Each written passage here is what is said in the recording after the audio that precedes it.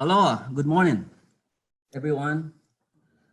This is the September 9, 2020 Land Use Commission meeting and is being held using interactive conference technology, linking video conference participants and other interested individuals of the public via Zoom internet conferencing program to comply with the state and county official operational directives during the COVID-19 pandemic.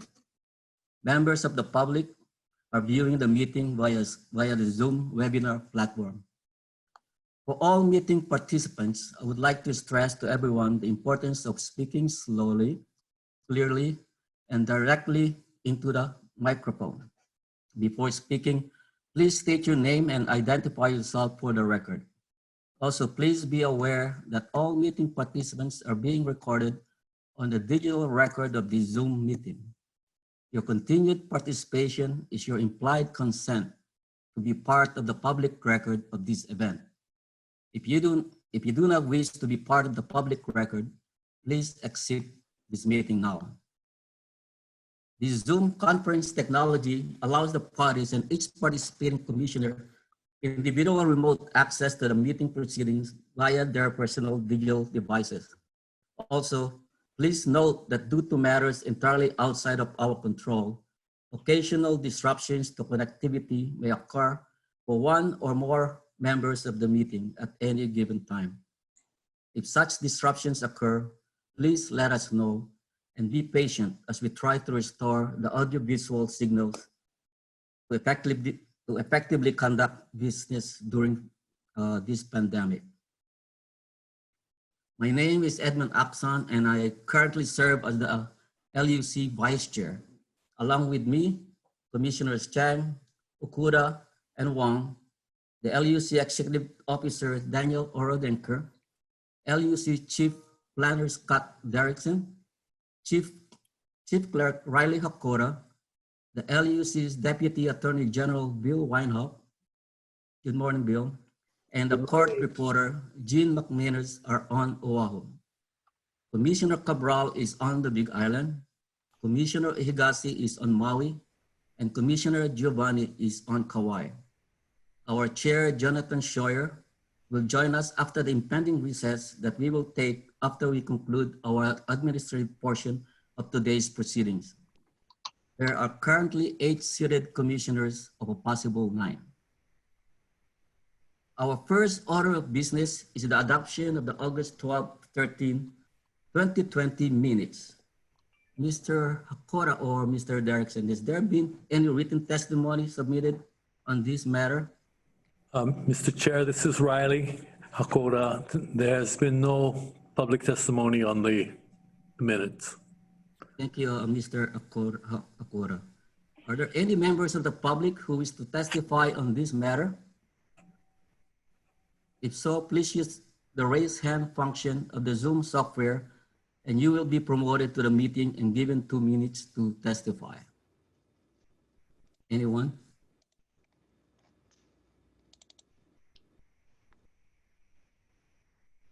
No one, Mr. Chair.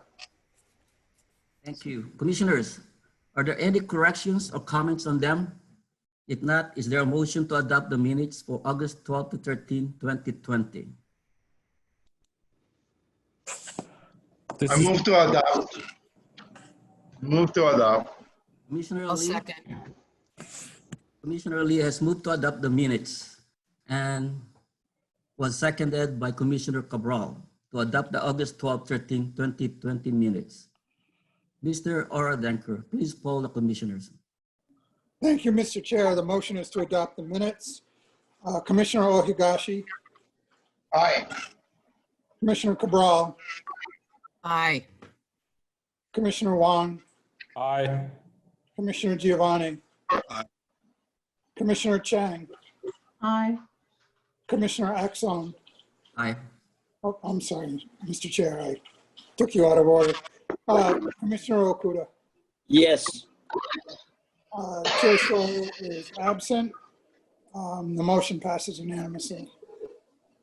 Thank you, Mr. Orodenker. The next agenda item is the tentative meeting schedule. Mr. Orodenker, you're on again.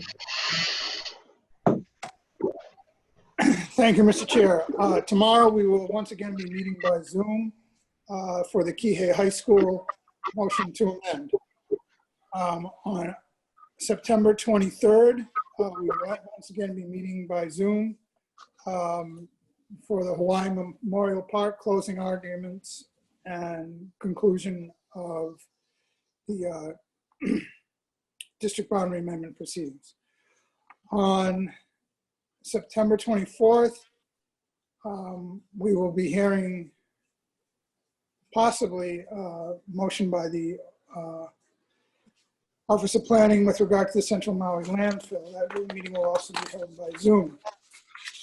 On October 7th, going forward from the end of September, we will be monitoring whether or not we can continue to hold Zoom meetings. But the matters before the commission are on October 7th, Halikua development motion to amend and a Hana Hana motion to release. On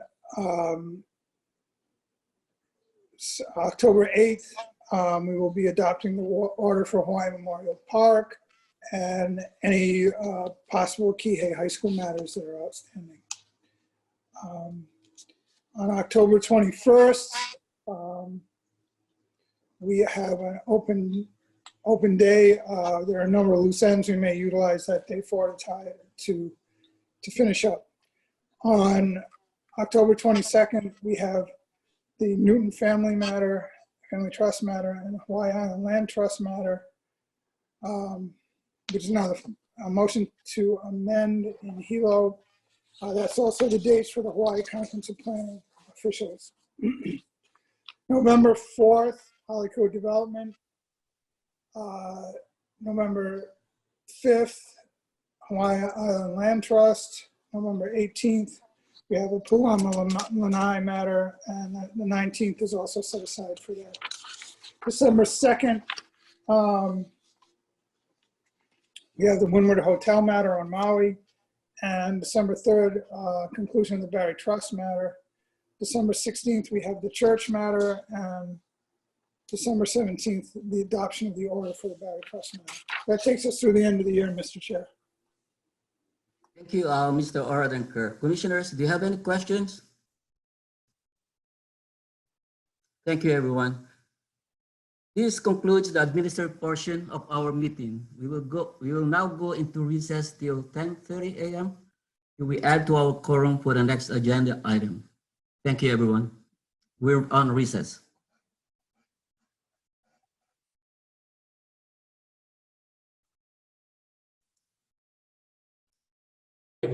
You have full control, whatever you have to do now.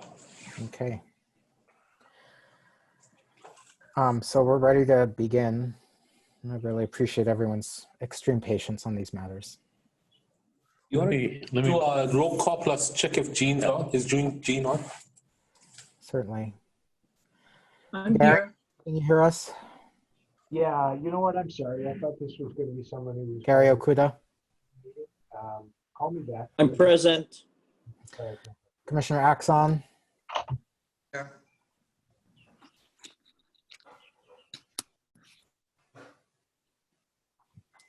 Commissioner Cabral is present.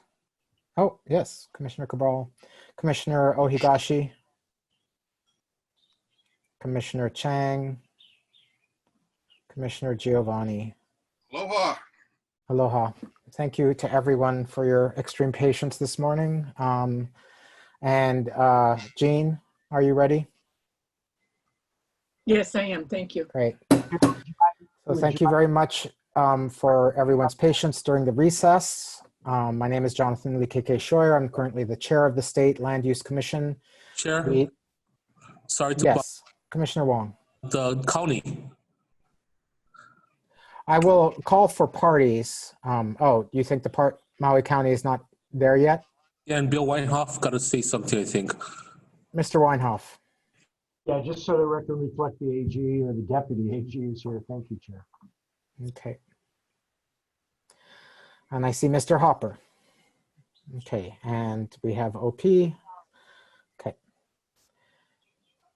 So we have commissioners available for the proceedings on our next agenda item, which is an action meeting on docket number A89-642, C. Brewer Properties Incorporated, Maui, to consider the petitioners Wailuku Plantation LLC, Edgar Somera, Fei Somera, Larry Sky, Dayong Zhao, Zhu Jiang Fong, Bong Hua Shi Jordan, Wenjiao Liu, and Elise Travis's motion for an order bifurcating docket number A89-642.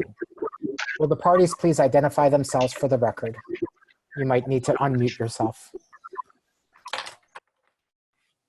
Jason McFarland for the petitioners you just named off. Excuse Mr. me, can you McFarland, can you speak please up? speak up? Sure. Can you hear me now? Not particularly well. I will note that the earbuds for me have not worked particularly well on Zoom. Okay, I'll shut that off then.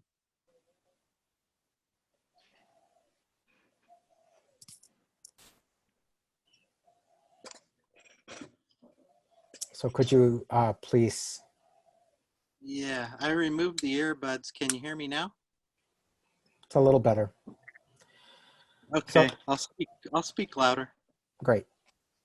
Jason McFarland for Wailuku Plantation LLC, Edgar Samara, Faye Samara, Larry S. Sky, Deong Zhao, Zhu Zhang Fang, Bong Hua Shi Jordan, Wen Zhao Lu, Elise Travis, and we filed a joinder for Ronald Valoria, and I'm also representing him in this motion.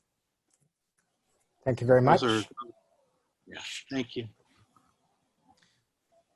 Good morning, commissioners. Good morning. Randall Sakamoto, representing co-petitioner RCFC Kehalani LLC. We're not the move-on in this case, but we are a co-petitioner on the docket. Thank you, Mr. Sakamoto. Connie? Michael Hopper, Deputy Corporation Counsel representing the Maui County Department of Planning. With me is Deputy Director Jordan Hart and Zoning Inspector Adam Parnas. Thank you. Okay, and Ms. Apuna? Good morning, Chair, members of the Commission, Deputy Attorney General Donna Puna on behalf of the Office of Planning. Here with me is Roddy Funakoshi. Thank you very much.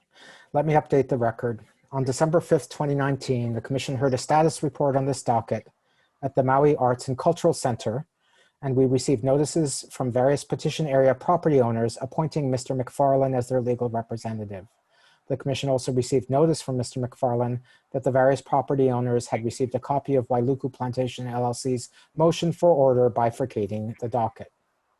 On December 13th, 2019, the Commission received correspondence from the representative for the RCFC entity in this matter, supplementing their status report provided to the Commission earlier on December 5th. On Christmas Eve, 2019, the Commission received the Pi'ihana Project 2019 annual report and received the County of Maui's comments about this report on March 19th, 2020. On June 6th, 2020, the Commission received Wailuku Plantation LLC et al.'s motion for order bifurcating the docket. On August 28th, the Commission mailed and emailed the September 9th and 10th agenda meeting notice to our statewide and Maui mailing lists. From August 17th through yesterday, the Commission received correspondence from the Kehalani Community Association, Hawaiiana Management, the RCFC Kehalani LLC's joinder to the Wailuku Plantation LLC's et al.'s motion, as well as corrections to their Exhibit 2, a notice of sale of property within the petition area from Wailuku Plantation LLC, public testimony from Gary Elster, the County of Maui Planning Department statement on Wailuku Plantation LLC's motion and OP's response to the motion, petitioner Wailuku Plantation LLC's supplemental certification of service, as well as their notice of representation and joinder for Ronald Valoria. Let me review our procedures for today. First, I will recognize the written public testimony that has been submitted in this matter identifying the person or organization who has submitted the testimony, which to this point has included Gary Elster. Next, I will call for any individuals who have pre-registered to provide public testimony on this docket. I will call you in from being an attendee into being a panelist. I will swear you in, and you will have 2 minutes to testify in this matter. You will remain available for questioning by the parties as well as the commissioners. And after that, I will move you back to being an attendee in this meeting. When all registered testifiers have completed the testimony, I will provide the same opportunity for people who have not pre-registered. After the completion of public testimony for the proceedings, I will give an opportunity for the parties to admit exhibits, and following the admission of any exhibits, the petitioner will present their case. When the petitioner has completed their presentation, it will be followed by the County of Maui and the Office of Planning. From time to time, we will take short breaks in this proceeding. Are there any questions with our procedures today, starting with Mr. McFarland? No questions. No questions, Chair. Thank you. No questions, Chair. Thank you, No Mr. Hopper. No Thank questions. you. Okay. Other than Mr. Elster, has there been any written testimony, Mr. Hakoda, on this docket? No, Chair. Okay. I'm going to look in the attendee meeting room. Mr. Elster does not appear to be attending. If you are attending, please raise your hand using the raise your hand function. I'm not seeing him. Is there anybody who is attending this meeting who wishes to provide oral testimony at this time? Who's an attendee to this meeting? Please again use the raise your hand function in Zoom. Okay, Mr. James Bolka, I'm going to admit you in as a panelist, swear you in, and then you will have 2 minutes to testify. At the end of that, you'll be available for questions. Please turn on your microphone and your video.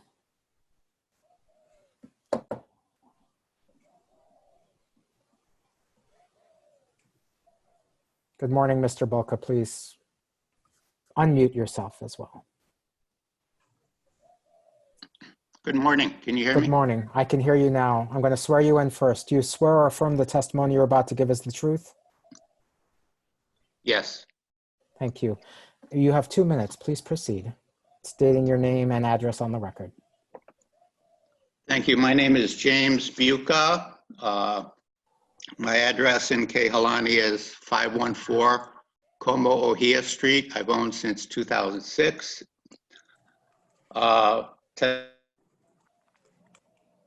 Testifying on A89-642. For some reason, I had spent a lot of time crafting a 2-page testimony that I submitted to Riley Hakoda 2 days ago, but doesn't appear it got registered. The commission has received your written testimony. Oh, you have? Okay, great, thanks. Okay, my time is almost up. I took the time to actually craft a condition for your consideration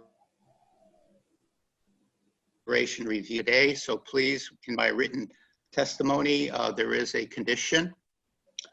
The problem here, there's a problem, and I proposed a solution in the condition, in that Kehalani, as a master plan community, this is a unique opportunity since the 1990 decision and order is come up again to make Kehalani master plan community whole and make it right. What happened as background in 2009, the master developer was gung-ho building homes, making money, and then the recession hit and he declared bankruptcy and left the Kehalani Community Association with millions of dollars of dedications and the County of Maui, i.e. our taxpayers.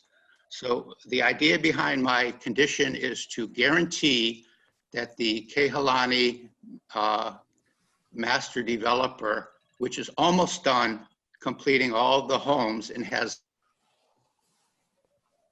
many millions of improvements not done and not dedicated, that my fear is they will declare bankruptcy and leave the dedications to the homeowners and the county of Maui. So my condition crafts something prior to the execution of this bifurcation to put in place that all of the necessary improvements and dedications be completed prior to approval of this bifurcation. It may seem distant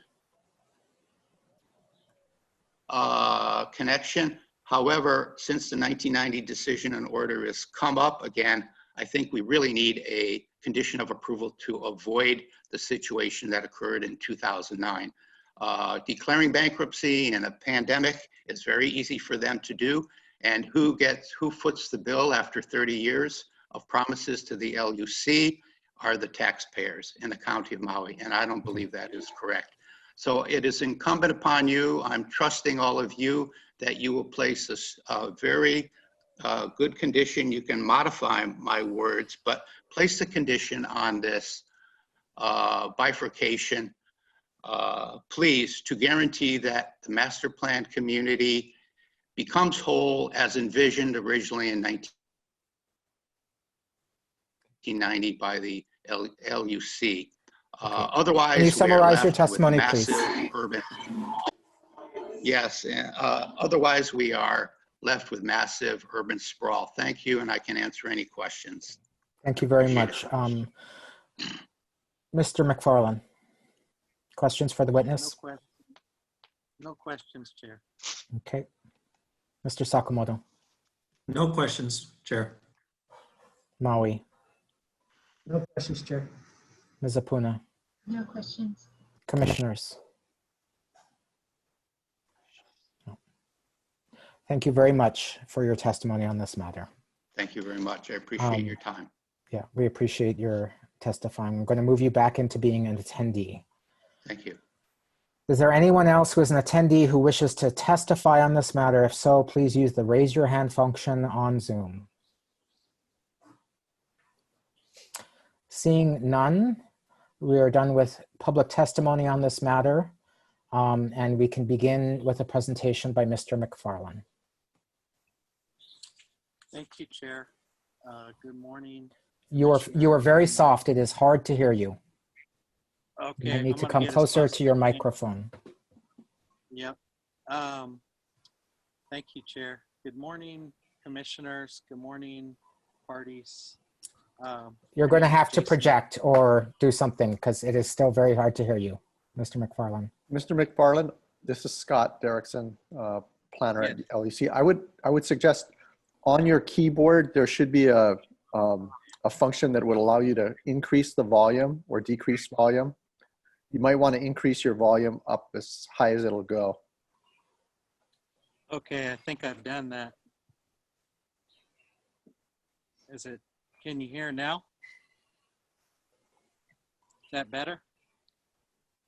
It's a little better, but slightly. I think you're going to have to just really work hard at projecting your voice more. That's as loud as I can get, but I can speak louder. Good morning, Chair. Good morning, commissioners. Good morning, parties. My name is Jason McFarland.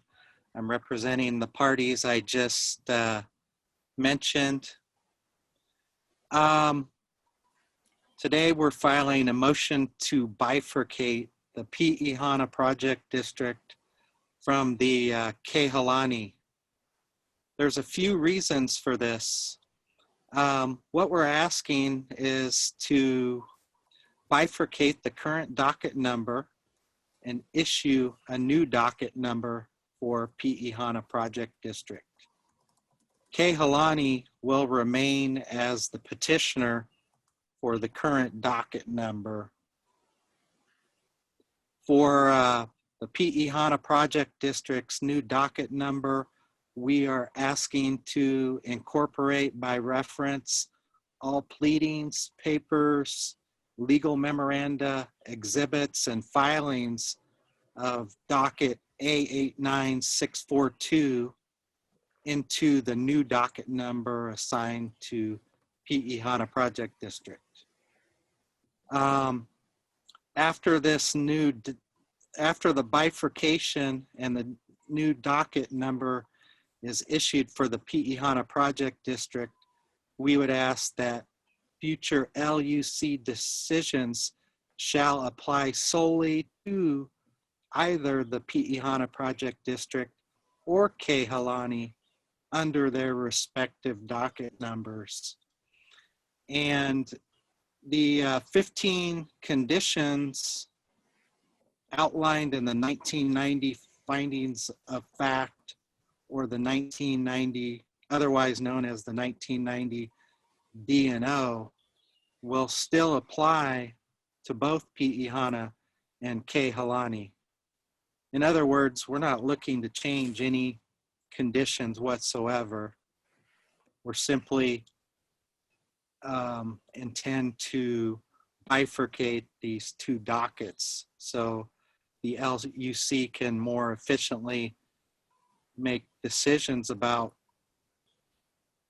both project districts, and that the respective owners in both project district may move forward. We believe there are several reasons that establish good cause for bifurcation. Good cause is established because the Kehalani and the Pi'ihana Project District are non-contiguous parcels. They're separate, they're in different parts of Wailuku, they're not connected. Both of these project districts are in entirely different stages of development, whereas the Kehalani has almost been entirely developed and has infrastructure in place, and they're nearing the selling out of all the homes in that district. The Pi'ihana Project District is largely undeveloped, and both project districts have different issues, entirely different owners, and we believe it'd be more efficient for the LUC to make decisions about these two project districts if they were bifurcated, and it would also allow the respective owners within each project district to move forward according to their own interests and conditions within the respective project districts.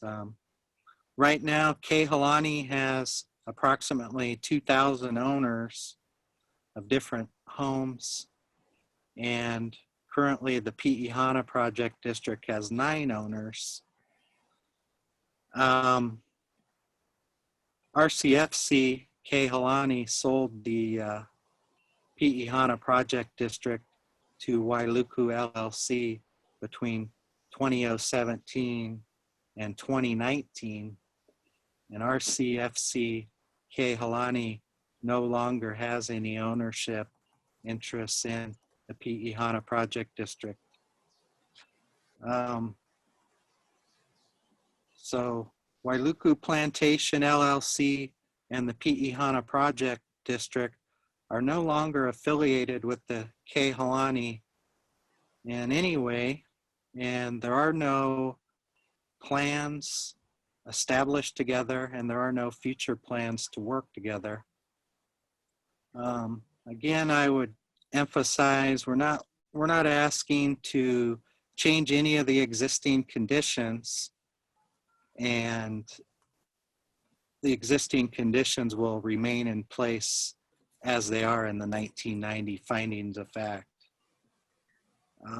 As I pointed out earlier, all of the Pi'ihana Project District owners have consented to my representation in the bifurcation, and I have submitted the attorney authorizations to each owner with the LUC.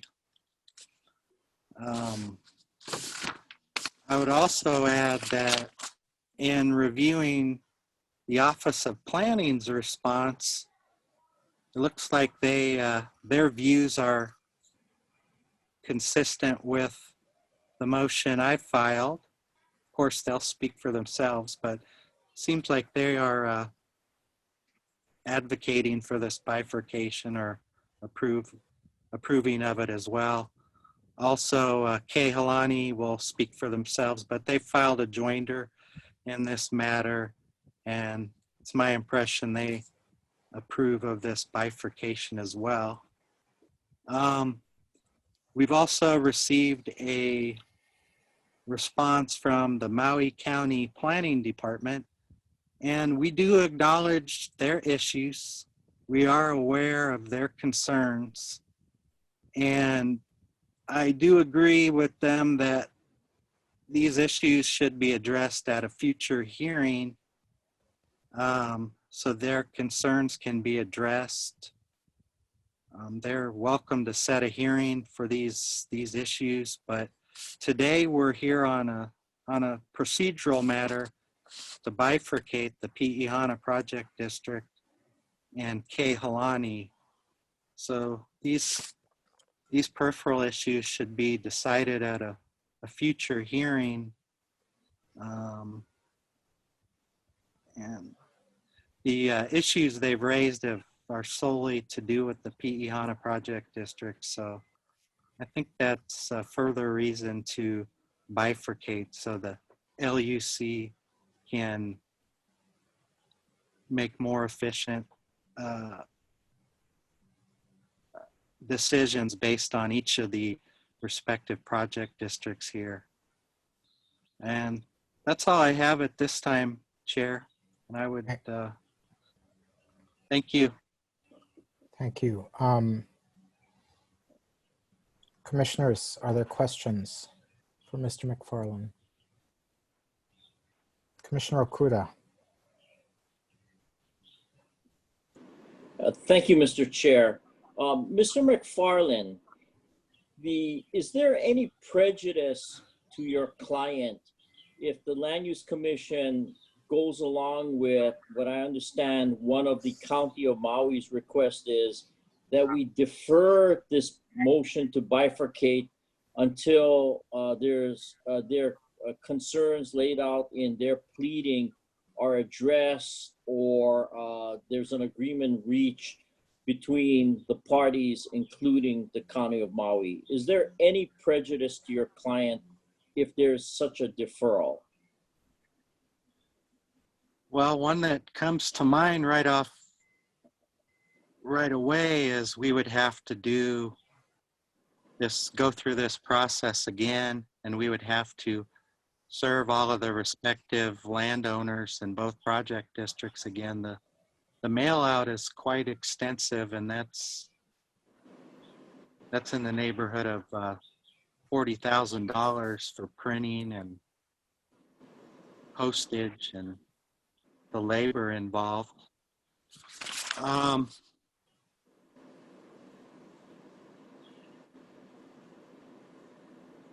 That would be the one that would come to mind. The other prejudice is we're now in a situation where we're supposed to coordinate our project district with Kehalani, and that's not happening. They don't own anything in Pi'ihana, and these two project districts have entirely different interests, and they have no plans to work together. So I think it's more efficient for the Land Use Commission to move ahead with the bifurcation and address the Maui County Planning Department's concern with the Pi'ihana Project District and with the LUC at a hearing that specifically addresses those issues they brought up. Do you believe, however, that there is a benefit not only for the Land Use Commission, but for the public in general, that there's a clear understanding between the parties here, including the County of Maui, but also your clients and anyone else who has an interest in either project? Is there a benefit that everyone have a clear understanding about what each other's duties and obligations are with respect to the various conditions that are set forth in the original Land Use Commission decision and order? Well, we've complied with all of the public notice requirements. We've made ourselves available for calls and questions from the public. I've fielded a number of calls prior to this hearing today, just based on the mail out, and I've been available to answer questions from the respective homeowners that have been served. And I've also advised them they've been advised by myself and the mail out of this meeting. So I think the public has had ample opportunity to participate, and, so. Well, wouldn't it be a benefit to the public if there was a clear statement which included not only yourself, but maybe Mr. Sakamoto's client and the County of Maui, which clearly allocated any allocation or clearly stated any allocations of duties and responsibilities under the original Land Use Commission decision and order, or if there really is no agreement to the allocation, that be made clear to the public also. Isn't that type of clarity, either we have an understanding or we don't have an understanding, laying all those cards on the table actually has a benefit to the community, including with respect to almost like a consumer protection policy? Again, I think we've fully complied with the Land Use Commission's process and all of the legalities of it. I would say that the Pi'ihana Project District acknowledges that they will be moving forward and will be responsible for complying with the conditions in the Pi'ihana Project District. And I can't speak for Kehalani, but Kehalani would no longer be responsible for the ongoings or the satisfying conditions in the Pi'ihana Project District. Mr. Chair, thank you. I have no further questions. Thank you very much, Mr. Okuda. Commissioner Ohigashi. Can you hear me? Yes. Okay. I was worried I'd changing my computer during the process. That's why. So, Mr. McFarland. Yes. If we separate this into a separate document, docket number, have you provided to the commission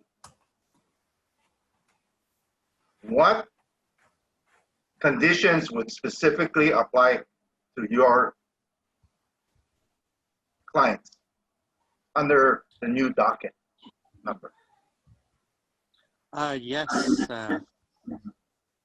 Have you? I think we've made that very clear.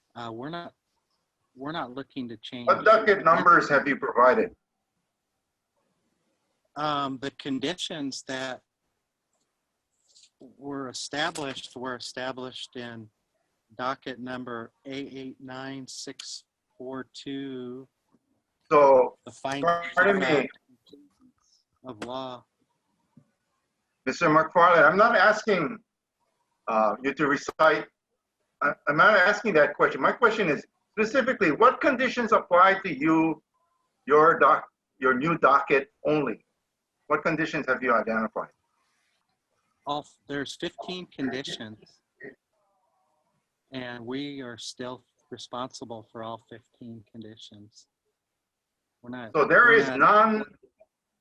There are all of the conditions would apply to this new docket. Is that what you're saying? Yes. We're not looking to change any conditions or waive Regarding the findings of fact and conclusions of law in the order. Have you been able to divide up what findings of fact and declaration conclusions of law would apply to your statement, your docket only, your new docket only. There's one condition out of the 15 that applies solely to the PE Hana Project District. That's condition number 9. And My question went further. I just wanted to know if you had the opportunity to take a look at the findings of fact and conclusions of law and determine under those findings of fact and conclusions of law as to what specific findings would apply to your docket number. New docket number. yes, as far as I know, my reading indicates everything in the findings of fact and conclusions of law applies to the PE Hana Project District. The only one difference that I've noticed is condition number 9. Condition number 9 is not applicable to Kehalani, but condition number 9 is applicable to PE Hana Project District. And that condition number 9 has to do with historical preservation. So other than that, PE Hana Project District is going to accept the entire findings of fact and all of the conditions therein.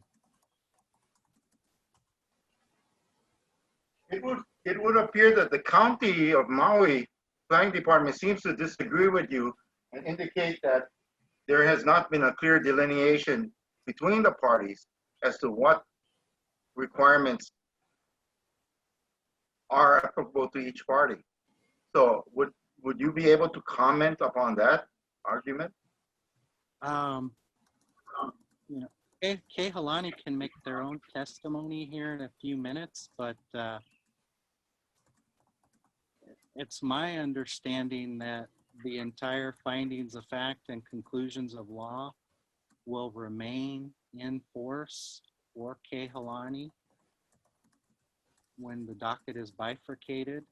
And at the same time, when the docket is bifurcated, it's my understanding, it's our intention, PE Hana Project District's intention, that the entire findings of fact and conclusions of law will continue to apply to the PE Hana Project District. So, on a different subject, I noticed that in December 19th, 2019 hearing, I think that we had, your representation or the representation was there wasn't any new sales activity. I guess from the time the last sales activities were reported up until December 19th. Since December 19th, 2019, it appears that there was one sale activity, which is February 20th, 2020, and reported August 27th, 2020. And there appears to be several lots or so-called sales listed on the MLS statement concerning this portions of this property. Are there sales activities still going on the property, selling unsubdivided lots?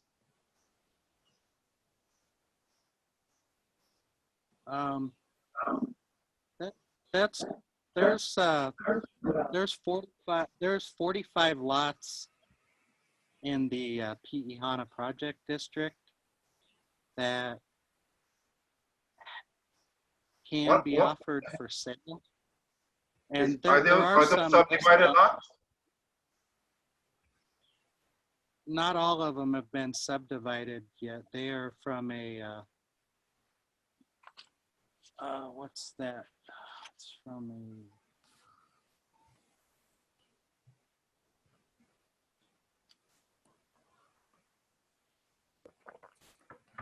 let's see.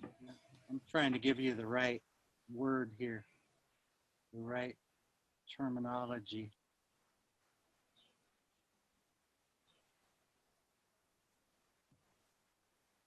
Mr. McFarland, my Yes. question is, are there still sales activity ongoing in that property? Yes, there are still sales activities ongoing with various realtors. And We've tried to be upfront about that. and are you the principal lawyer involved in those sales activities? No, I'm not.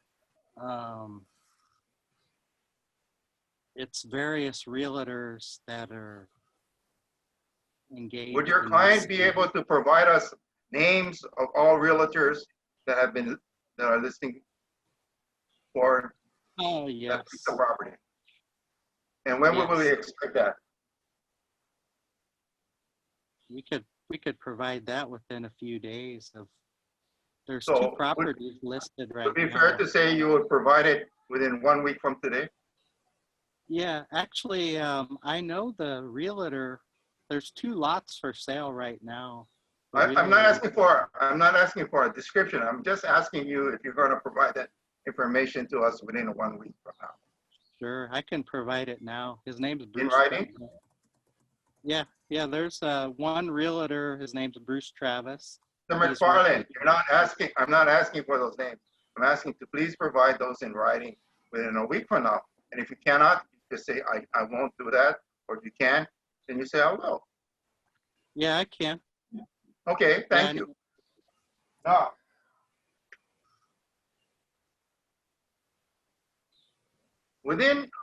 are you able to provide to us copies of the deed? Or have you provided to us copies of the deed? Because I really haven't been able to find them. During this COVID time, I got a cold, and so I'm concerned about copies of the deed that would have references to the original docket number in this case. Would the deeds that you have given to these individuals have reference to the original docket numbers? The original docket number? In other words, are they aware of this condition? The people I've discussed, I've met with, I've made them aware of the conditions. I've answered their Did you questions. prepare any of the deeds in this case? Yes, and I filed them with the Bureau of Conveyances. So there's. And so you are familiar whether or not the deeds contain any information concerning the restrictions of this docket? The ones I have filed, yes, I can say that. And would you be able to provide us copies of those? They're on the Bureau of Conveyances. I mean, I can. I'm not asking where they are, sir. I'm asking if you're going to provide us copies of it. That's all I'm asking. If you don't want to provide us copies of it, we can say, thank you. I mean, I'll just in the spirit of compromise, I'll provide them, but they're on the Bureau of Conveyances, so there's that's. I'm not asking you for compromise. I'm not asking you for compromise, Mr. McFarland. I just want to know if you're going to provide it to us. Sure. Yes. Would that be fair to say you do it within a week at the same time that you will provide those other information in writing? Yes. Okay. Now, assuming that you get this docket number change, okay, and you get a new docket number, would that affect any of the disclosures that you made in any of the deeds that you prepared that you will be providing to us? No. Why not?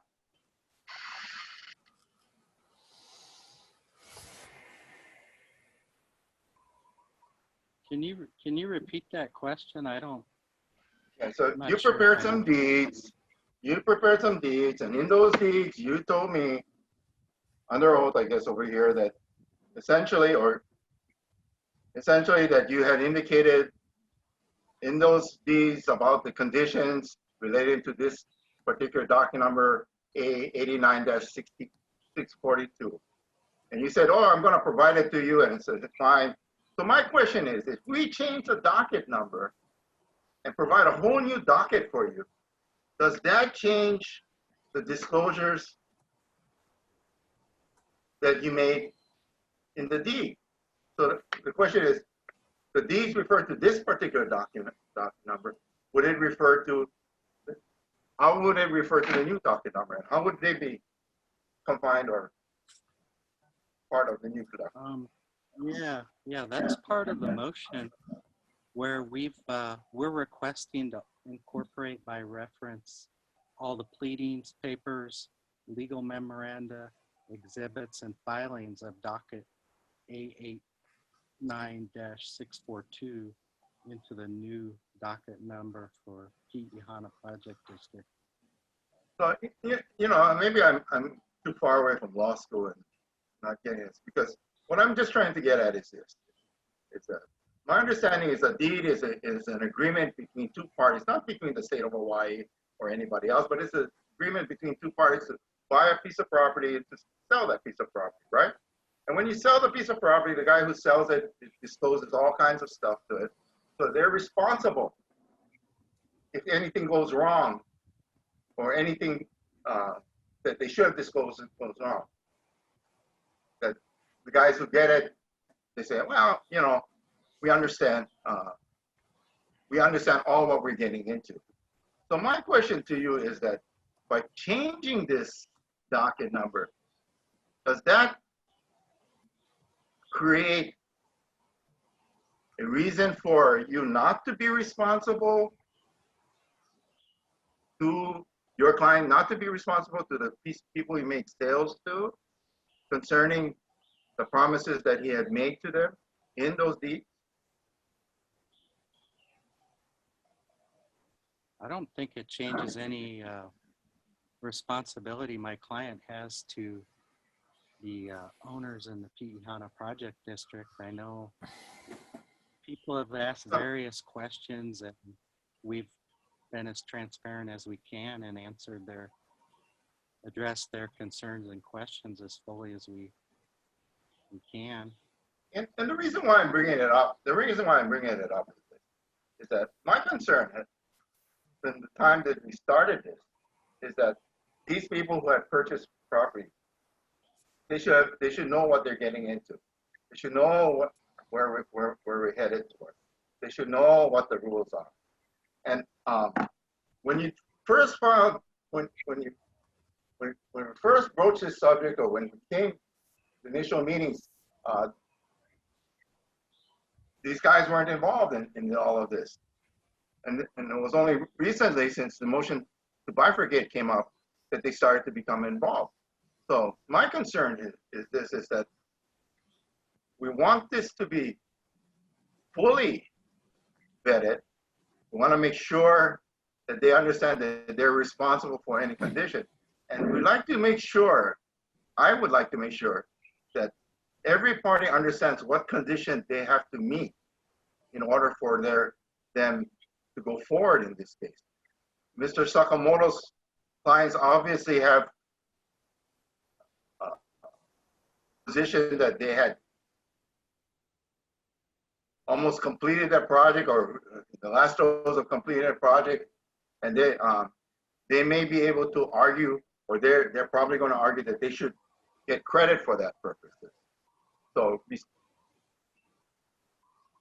if we create a separate docket number, we're going to have to create what conditions needs to be met yet. And you can't rely on Mr. Sakamoto's clients to say that you've met those conditions in a new docket number.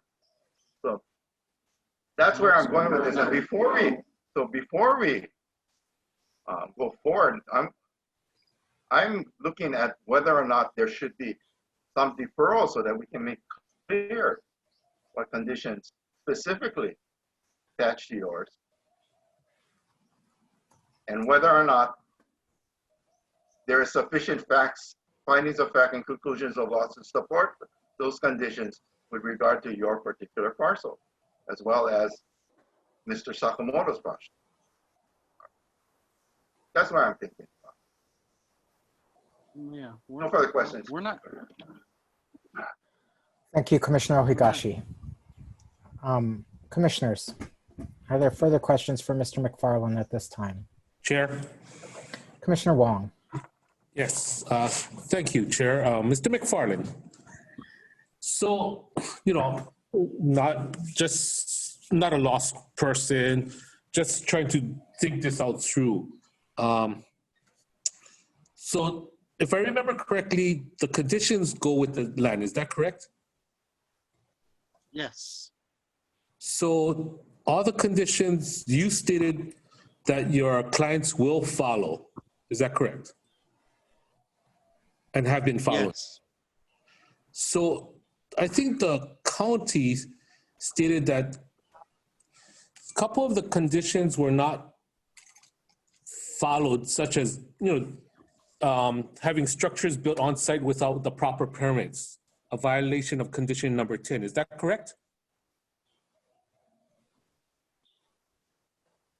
One structure has been built there. Yeah, but did they follow the county's permit laws and statutes?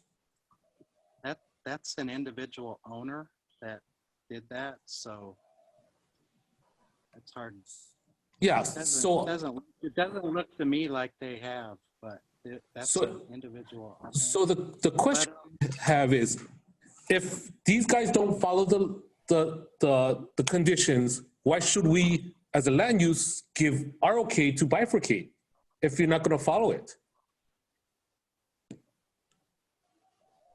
I think this, at this point, the process is going to continue to get more convoluted and more difficult for the LUC to manage if it's not bifurcated.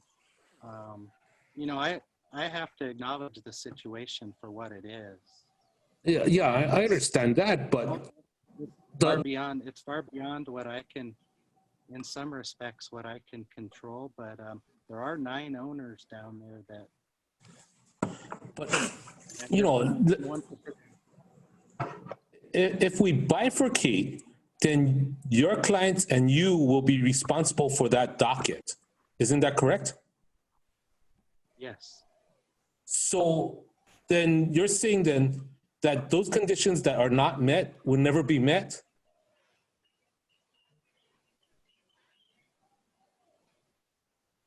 We are working to satisfy these conditions. The buyers it's been full disclosure of the conditions and the requirements for infrastructure to the people the prospective buyers and the owners that are there now. We're in the process of working through the conditions and satisfying them. And we've made a number of steps towards doing that. Okay. So, Mr. Chair, I'm sorry. Can you ask Mr. McFarland to speak louder? This is Commissioner Chang. Mr. McFarland, I'm having a very difficult time hearing you. Sorry. Thank you very much, Commissioner Chang. Mr. McFarland. I can repeat. You need to project.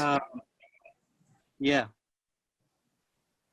Okay. To repeat that last part, we've been working to satisfy the conditions in the P.E. Hana Project District. We've made a number of steps towards doing so. We are aware of the conditions and we're working through that process.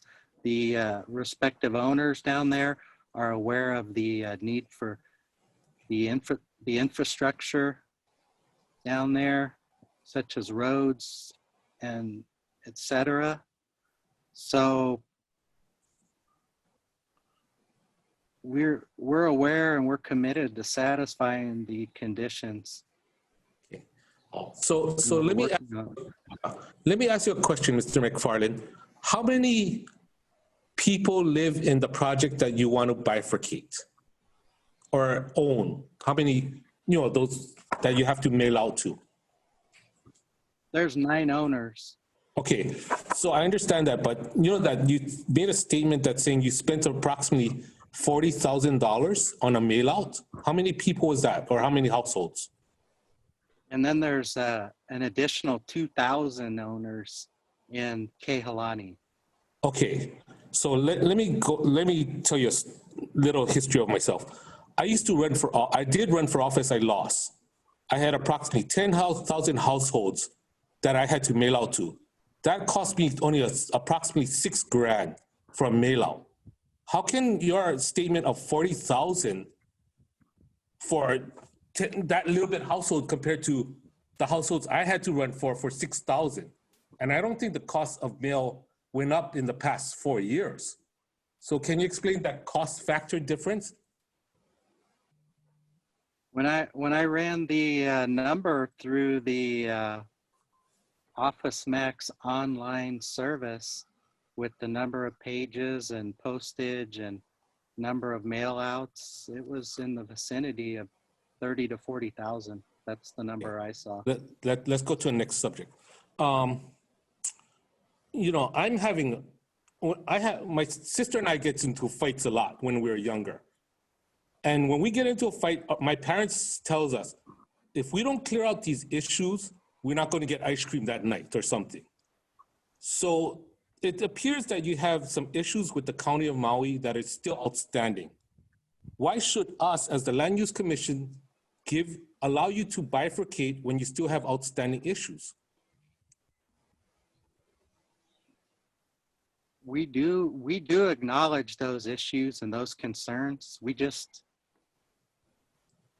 feel that should be addressed individually with the Pi'ihana Project District. There's no reason to have Kehalani around to bring them into the hearing when we're talking about these issues with dwellings being built down in Pi'ihana and the other issues they raised.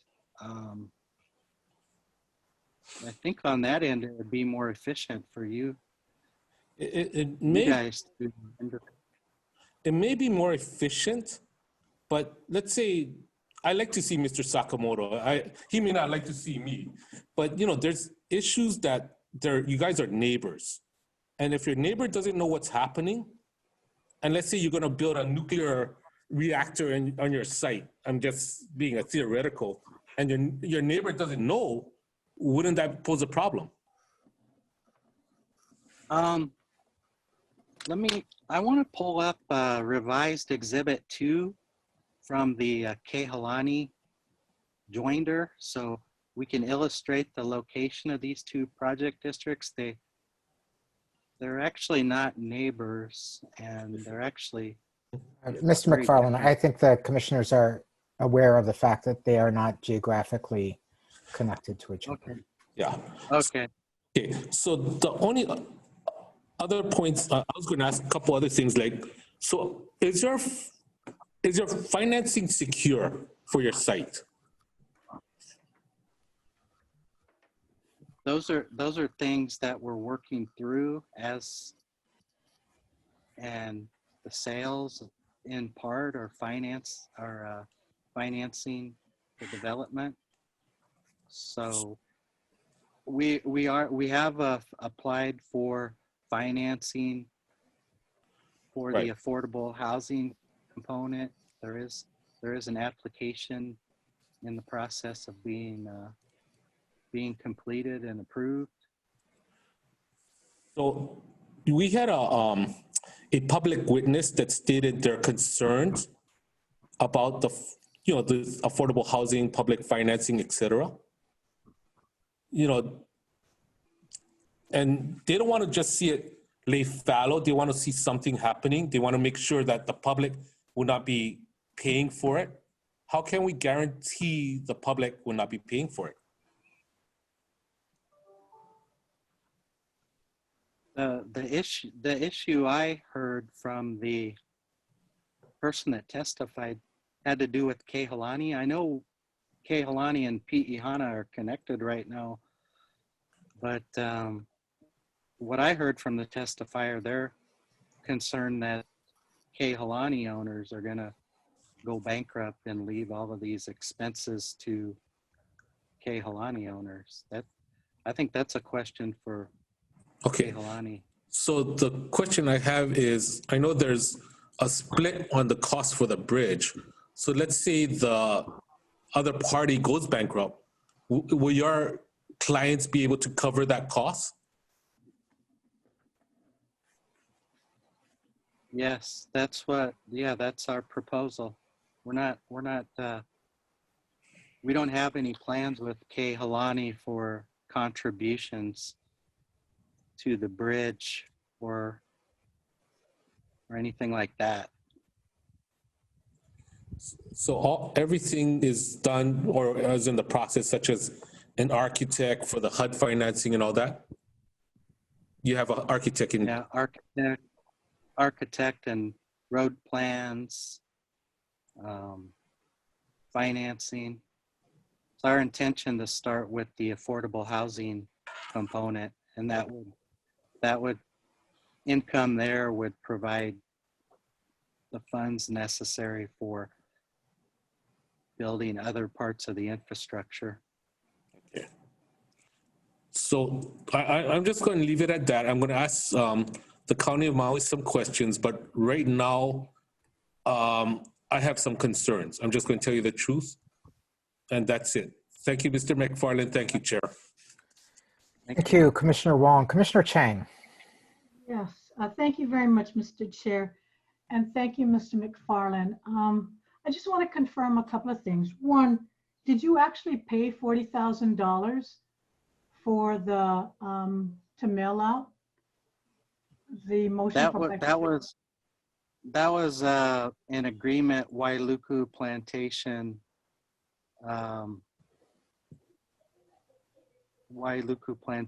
made.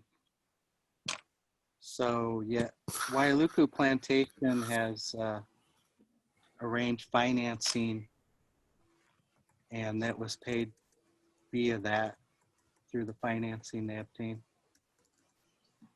You lost me there. So Wailuku Plantation paid for the mail out for the motion for bifurcation? That was part of the compensation. I mean, we didn't pay for it directly, okay. But in order to pay, go ahead. Yeah, Mr. McFarland, besides having a really hard time hearing you, I'm having a real hard time with some of the responses. Let me share with you what my concern is. Quite frankly, I would rather not bifurcate this matter, because as far as a track record, Wailuku and Kehala, they've actually got a much better track record of complying with the conditions and fulfilling the development versus your clients. So currently, so long as we don't bifurcate, both parties are going to be responsible for fulfilling all of the requirements under the DNO. By bifurcation, I think it leaves the LUC, the County of Maui, the people of Maui, with a less security that these conditions will be met. So that's my concern with the bifurcation is your clients have not established, in my mind, a very good track record of compliance with the conditions, given the county's, their response to the motion, that there's been ongoing violations, that there lacks a clarity on who is going to be responsible. So for me, based upon the track record of both of the parties and the projects, Mr. Sakamoto's clients has a much better track record that I would rather keep both of you together to ensure that these conditions will be met. Because you haven't raised my level of comfort that your clients are going to be able to meet these conditions. You want to respond? I understand, Commissioner. Okay. I understand what you're saying. All right. Thank you very much. That's all I have, Mr. Chair. Thank you. Thank you, Commissioner Chang. Commissioners, is there anything further for Mr. McFarland at this time?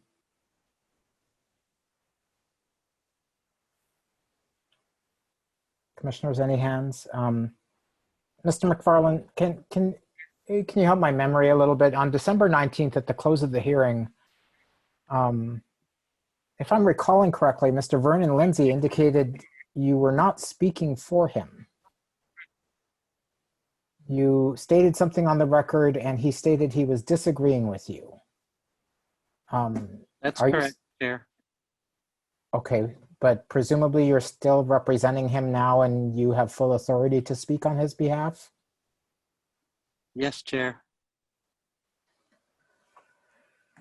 Okay, because we have to go There- on what's on the record, right? And on the record, the last thing that we left off with was him saying that you were not adequately representing him. And I understand, Chair. At the last hearing, we did go into that hearing with an understanding that we were going to bifurcate with Kehalani.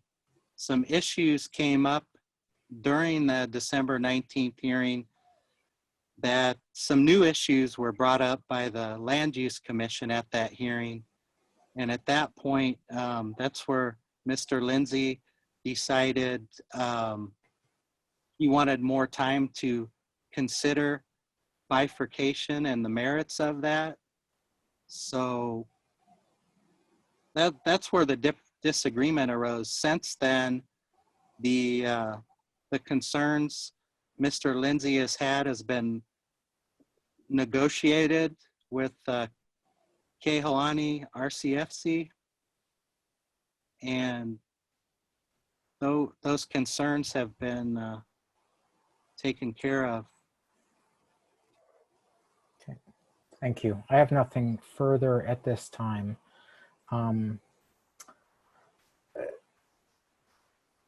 Did you have any final or additional statement you want to make at this time before we move on to hear from Mr. Sakamoto or take our next step in this hearing? Mr. No, McFarland? thank you, Chair. Okay. Mr. Sakamoto, about how long do you think you need? 5 minutes. Okay, so my suggestion is that we hear from Mr. Sakamoto, and then commissioners, I realize that while we started fairly late, my inclination is to take at least a brief period for lunch and then move on. Hear from Mr. Sakamoto and then take a half-hour or so break. Is that acceptable, folks? Okay.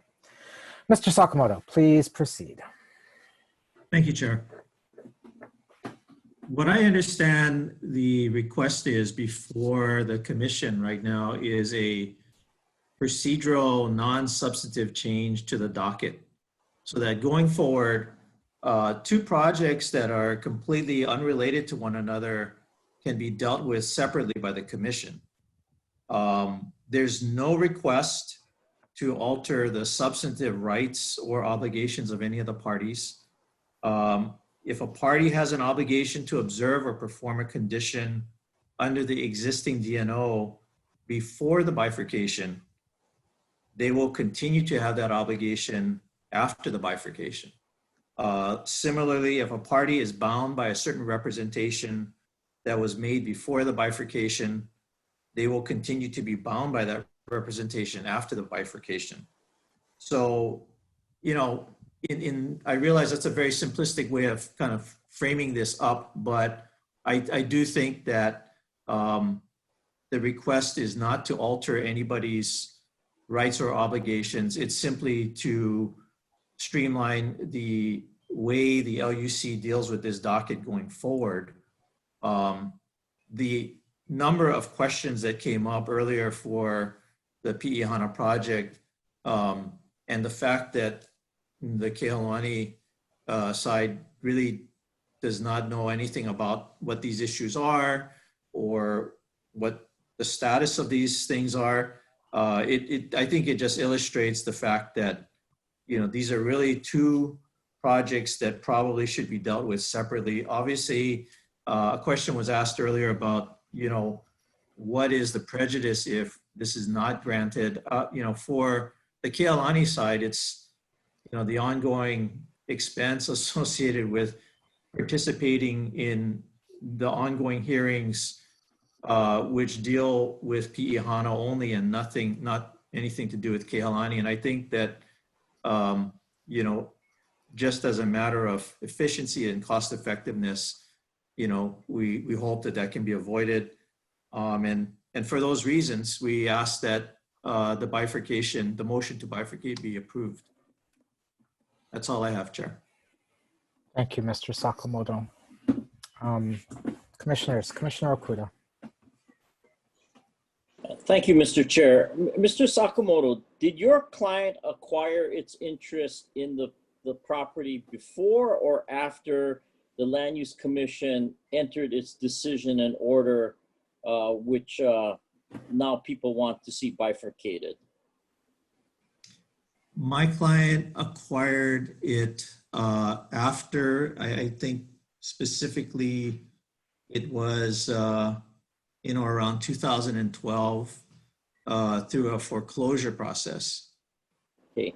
And when you purchase, I'm not saying you, but when a party purchases property at a foreclosure, that party is basically stepping into the shoes of the entity whose property is being foreclosed on. Is that a fair statement of the law? I think that's fair. So in other words, if a piece of property which someone is bidding on to acquire in a foreclosure is subject to certain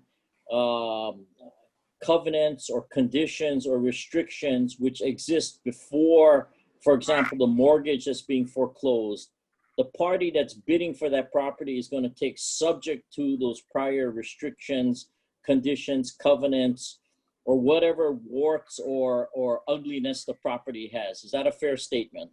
Yes. Okay, so your client knew that it was taking subject to the land use condition decision and order entered in this case, correct? I can't say what they knew at the time, but you're correct. I mean, it was on title to the property at the time of the foreclosure. And the way Hawaii law reads is that if something is on title to a piece of property, the buyer is deemed to have what we call record notice of it. Is that a fair statement of the law? Yes. Meaning that the buyer is basically stuck with what's on title, even if the buyer didn't know about it in most cases, correct? Yeah, that's correct. I mean, I don't think we're saying that we were not aware of it or, you know, we're denying that we should be responsible for it in some way. It is, yeah. Okay, and I recognize what various parties are saying or testifiers are saying, that there are practical issues here that you know, the other parcel, not your client's project, has their own issues, and you know that doesn't really deal with you folks. And there's these practical issues of having basically two separate projects going on. But when your client bid for this property at foreclosure, it knew that, or should have known that, these are potential practical issues. Would that be a fair statement? Yeah, I think that's fair. Okay, so yeah, unfortunately, maybe these practical issues have arisen, but it is something, the practical issues, it's something that your client purchased at a foreclosure auction, correct? Correct.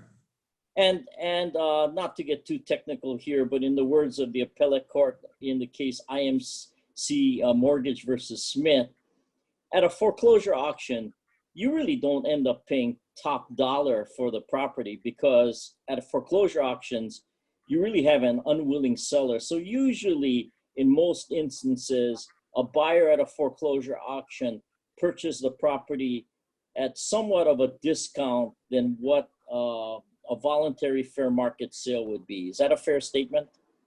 Yeah, and Commissioner Okuda, I'm not disagreeing with anything you're saying. I don't know whether this was a purchase, like a third-party bidder, or a deed in lieu, where this was just an exercise of the remedy of foreclosure, where the mortgagee ended up acquiring the collateral. Okay, yeah, and I'm sorry if I didn't make that clear. There's different ways in a foreclosure process a party may acquire title, but in any event, it wasn't a process by which there's evidence in the record. There's no evidence in the record, at least what we've seen up until now, that anyone paid either market value or higher than market value. Is that a fair statement of what the record reflects? The absence of any evidence that anyone paid market value or higher than market value. Yeah, I don't think that there's anything that was put into the record of what consideration was paid by RCFC Kehalani to acquire its interest. I certainly did not introduce anything to that effect. Okay, but the bottom line is your client ended up stepping in the shoes which are part of the Land Use Commission decision and order that was entered in this matter, correct? Correct. Okay, thank you, Mr. Chair. No further questions. Thank you very much, Commissioner Okuda. Commissioners, questions for Mr. Sakamoto?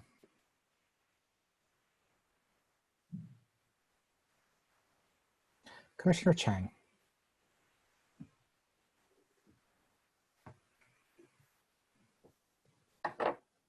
You're muted, Commissioner Chang. Thank you. I'm sorry. No, Mr. Sakamoto, thank you for your testimony, and I appreciated your statement that this is really a procedural matter. It's non-substantive. If a party has an obligation, they will continue that obligation. I guess my question to you, and I'm looking back at the original order, the DNO, how do we know which party has which obligation under the DNO? So the joinder document I filed, what I was hoping was clear from that is there are 15 conditions in the DNO. 1 through 15, there's only one of them that is specific to PE HANA, which I think Mr. McFarland mentioned, condition number 9. But all others apply to both equally. So what I had suggested in my joinder is PE HANA would remain, bound by conditions 1 through 15, and the Wailuku Project District would be bound by conditions 1 through 8 and 10 through 15. So that's pretty much what they're bound by now, and that is what they would be bound by after the bifurcation. Oh, okay, so as I understand, who do you represent? Who are the parties who are your clients? So my client is RCFC Kehalani LLC. They acquired the developer's interest in the project in about 2012. And it was part of a foreclosure process, as I mentioned earlier. I guess, Mr. Sakamoto, my question is, because you sold most of that project has been completed? Is that correct? Yes, I have exhibits that I could show if you care to see exactly how much, but roughly 1,850 units have been constructed already. There are about 200 plus that are under construction at this point. So it's a large property. There are sub-developments within it. I believe there are about 25 different sub-developments within the Kehalani Project District. These sub-developments have been built by different developers. Town Development, Stanford Carr, D.R. Horton, Spencer Homes, just to name a few. So there are, various sub-communities within this overall master community. So I guess the question I have is similar to the question that we've been asking Mr. McFarland.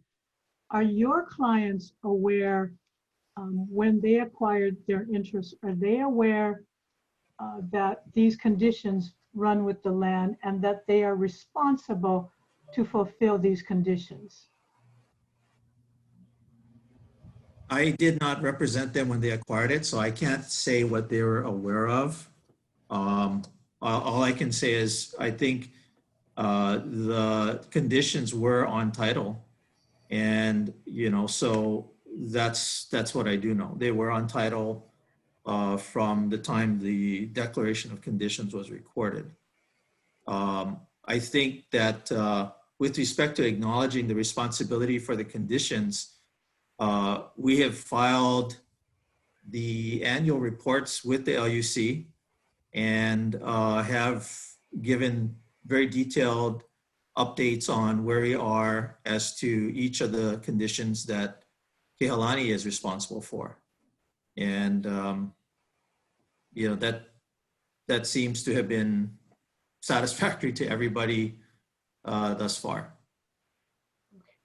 And do you have any response to the county's concerns in relationship to the bifurcation, that their recommendation or their inclination is to defer it until there can be a clearer delineation of the respective parties' responsibilities or obligations?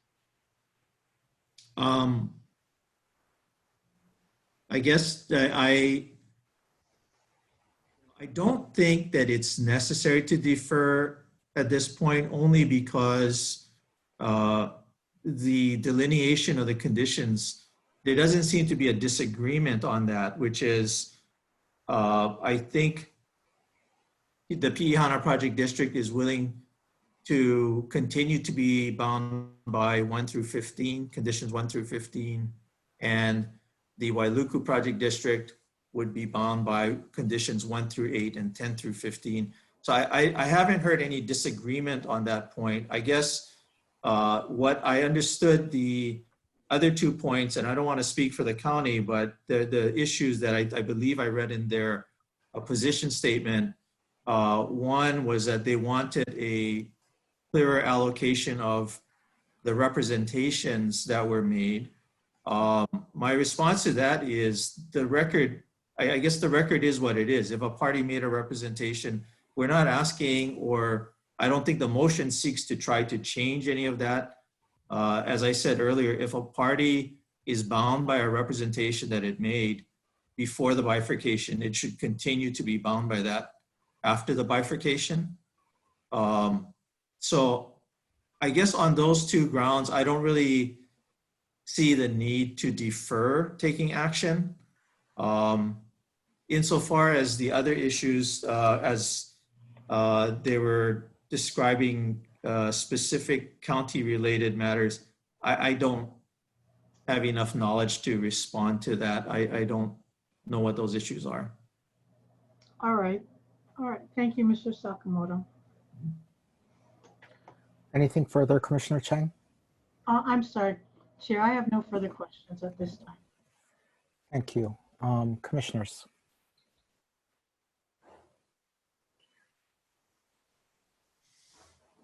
Commissioners, anything? May I make one statement to clarify something? Please go ahead, Mr. Sakamoto. Thank you. I just recalled something that I think it was Commissioner Wong had asked about a bridge, and the subject of the obligation to build a bridge came up at one of the earlier LUC meetings, and it was a subject of some amount of discussion. And I wanted to clarify that because I think it's very important for everybody to understand the obligation as related to a bridge arises out of not this docket. There's nothing in the LUC decision and order that relates to the bridge. There's nothing in the conditions that relate to it. It is a condition that is stated in the zone change issued by the County of Maui as it related to the Pi'ihana development. So, there were separate zone changes that applied to Pi'ihana and the Wailuku Project District. The Wailuku Project District didn't have that condition in it. It was something specific to Pi'ihana. So I just wanted to make that clear because I think that there may have been some confusion in the last meeting that was some joint responsibility of both projects, but that in fact is not the case. Thank you.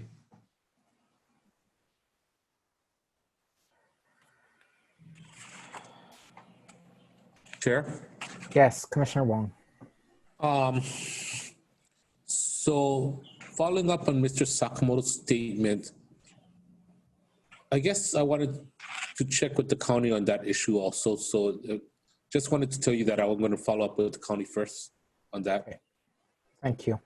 Thank you. Commissioners, anything further for Mr. Sakamoto? I guess the question I have for you, Mr. Sakamoto, is that, you know, if this was appearing in front of us for initial action on a DBA, a core part of what we ask for is proof that the developer is financially capable of completing the development and fulfilling all the terms and conditions placed upon it by the LUC. In my mind, if you bifurcate the docket, you have to make the assumption that both parties, especially if you're not bifurcating the conditions, but you're saying all conditions apply equally and presumably even severally to the parties, you're saying that all the parties are capable of fulfilling those conditions. And I mean, I don't think it's much of a stretch to any impartial observer of these proceedings that it strains credulity that Wailuku Plantation LLC has any financial capability of complying with any of these conditions. But you're asking us to bifurcate them as if we were believing that both sides were somehow financially capable of fulfilling them. So let me just be very clear.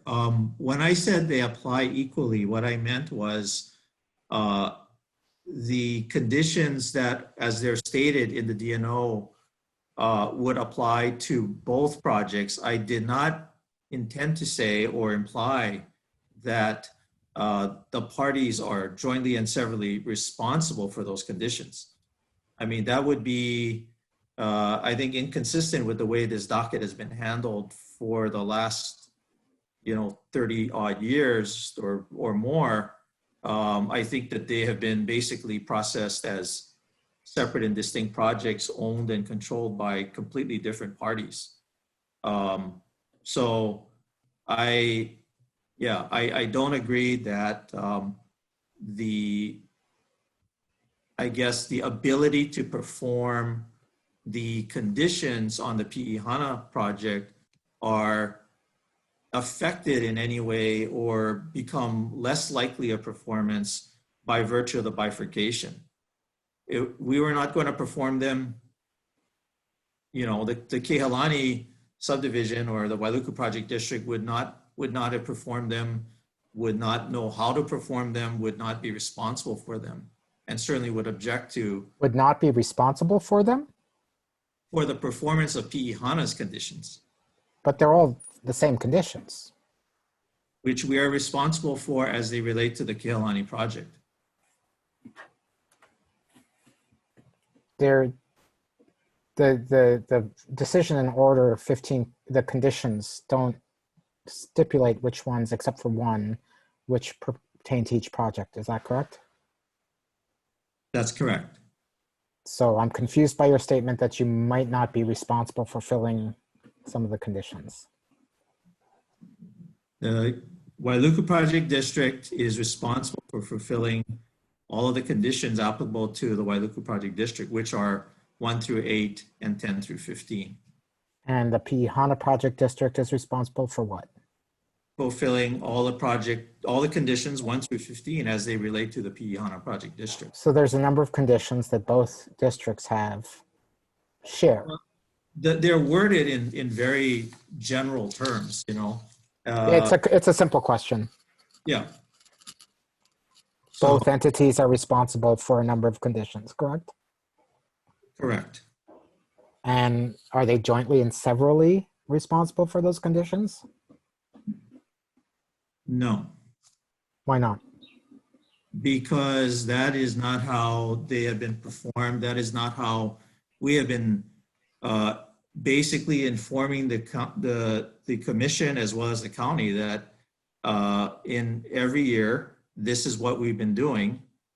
And it has only been as it relates to Kehalani. Kehalani has done nothing as it relates to performing the PE HANA conditions. So you don't think that it would be possible for somebody to file an order to show cause for your client's failure to help fulfill some of the conditions? I'm sure they could file it. We would strongly object.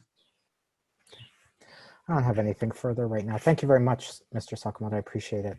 Is there anything further, commissioners? Commissioner Okuda. Thank you, Mr. Chair. Mr. Sakamoto, can you point out language in the decision and order which supports or states the response that you just gave to the chair?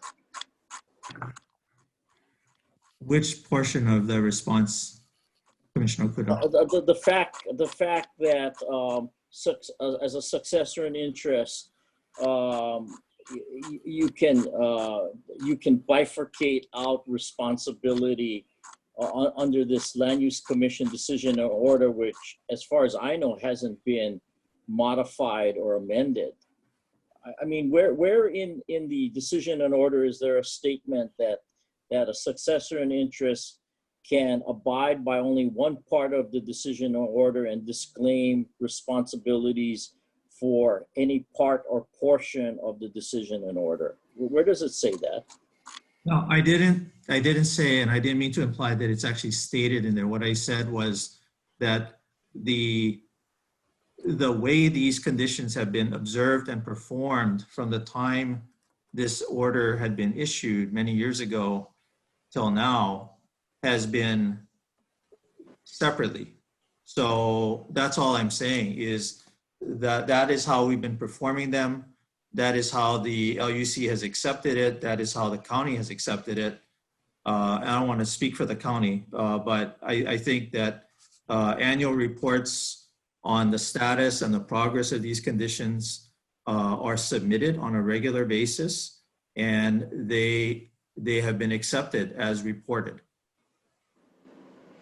There's nothing that's stated that way in the DNO, because when the original petitioner, C. Brewer, filed the petition, it was one owner of both parcels, and they processed two unrelated properties under one docket.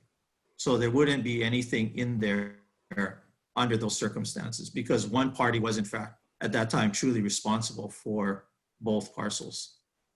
Can you point to anything in the record which indicates the Land Use Commission or anyone acting on behalf of the Land Use Commission ever represented or stated that the responsibilities of any of the successors in interest to the original petitioner in this docket would be so limited or limited only to one project? Is there anything in the record that shows that the Land Use Commission or anyone acting on behalf of the Land Use Commission made such a representation? No, I don't think that I'm aware of a representation. As I said, this is how it's been performed. This is how it has been accepted to our knowledge. And this is how these properties have progressed moving forward. I don't think that any lender or investor or developer or anybody would honestly buy into a property where there was some contingent liability on another unrelated property at some other location over which they had no control. I think that would just be commercially impracticable. Well, I'm not commenting on whether or not any lender or anyone doing due diligence here did an adequate job at underwriting or doing due diligence. But my final question is basically this. Can you point to any legal authority which indicates that the conduct that you just described, assuming, and we'll take what your description is as 100% correct, that the conduct you described, what legal authority states that that amounts to or requires essentially a modification or de facto modification of the Land Use Commission's decision and order? Is there any authority in Hawaii law that so states? I don't have anything off the tip of my fingers right now. Okay, thank you, Mr. Chair. No further questions. Thank you, Commissioner Okuda. Commissioner Chang. Yeah, thank you, Mr. Sakamoto. I'm just going to follow, because this is essentially what my line of questioning was to you, is that looking at the DNO, based upon your responses, you are assuming that LUC's acceptance of the annual reports is in some way a modification of the DNO, because the DNO does not say anything about one project would be responsible solely for the conditions just for that particular project. There's nothing that I can see in the DNO that separates the two. Quite frankly, I think you are both responsible, and based upon the representations of Mr. McFarland today, that is why I said I would be opposed to the bifurcation, because your clients have demonstrated a much better record at fulfilling the conditions. But as far as LUC is concerned, is we've not modified the order.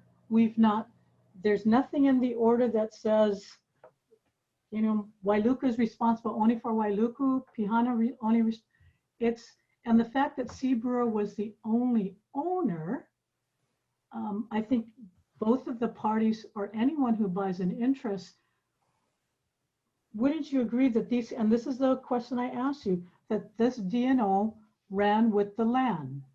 So your clients, Sanford Carr, all of your developers, these conditions by LUC should have been included in their deeds. Wouldn't you agree? There are a lot of questions in there. I agree with the last statement. I heard it should be in the deed. It was in the record. So that part I do agree. Okay. The other question I recall you saying is, did I argue that it was a modification of the DNO? And I don't think I said that. I think what I said was that our annual reports have been filed, they have been accepted, and there's been no objection to the performance by the Wailuku Project District. I think on that grounds, we believe that what we were doing was what we were expected to do. I think your recognition that the Wailuku Project District has been diligent about performing conditions and filing annual reports and trying to develop in accordance with the way the project was contemplated when it was first approved. To me, what it supports is the fact that you know, we shouldn't be punished by virtue of having done a good job. I mean, that's effectively what this would amount to, is because we're doing a good job at performing, we're being punished now by not being, you know, basically allowed to move forward under a separate docket. But that's effectively, I think, the way it's going to be viewed. And I would hope that, you know, part of the, I don't want to call it a reward, but recognition at least that we are continuing to observe these obligations and not reject them or deny them would be recognized by virtue of, you know, allowing us to have our own docket. Yeah. And I am not in any way suggesting that LUC is punishing your clients. What I am looking at is clearly what does the DNO provide? And it doesn't say that each project would only be responsible for their own project. It does. So I think in the fact that we've accepted the annual reports, quite frankly, it's only because Wailuku has been the only active or project that has proceeded. So that's why we've accepted them. There was no modification on any of those reports that said, you know, this is only, that these conditions only apply that, you know, proportionately just to Wailuku. And quite frankly, I think that there's a real disconnect between what the move-ons and your clients are seeing this motion for bifurcation and how the county and LUC may be seeing it. Because I think the way, my impression, and I may be wrong, but my impression from the arguments by both you and Mr. McFarland is that the bifurcation would clearly delineate that these conditions, the DNO only runs to your project. And I'm sorry, that's not how I read it. I read it that it runs with the entire, with all of the properties that were the subject of this DNO. And that the bifurcation, so while I'm hearing that the obligations would still remain, I think that there's an underlying assumption that is very different between the move on and your clients and what LUC and the county may be viewing this bifurcation as. So I'm sorry, most of my comments were statements, not questions, but I think you know where I'm coming from. Thank you, Mr. Chair. Thank you, Commissioner Chang. I very much appreciate it. Commissioners, if there's nothing further now, it's 12:22 and I'd like to recess until 1 p.m. when we will take up hearing from the County of Maui and the Office of Planning. Is that acceptable? Okay, we're in recess till 12:20, all right, 1 o'clock. Commissioner Wong. I'm here, Mr. Chair. Was fixing the screen. Okay. And we have Commissioners Okuda, Cabral, Chang, Ohigashi, Axon, Giovanni, as well as our able Deputy Attorney General, Mr. Weinhoff, and Mr. McFarland, Mr. Sakamoto, Mr. Hopper, and Ms. Takeuchi Apuna. We're ready to go. Dan, you say you're here. Mr. Ardenker? Did I hear you say that? Yes, Mr. Chair, I'm here. Okay. Okay, it's 1:01. We are back on the record, continuing with A89-642, and we were going to hear from Mr. Hopper.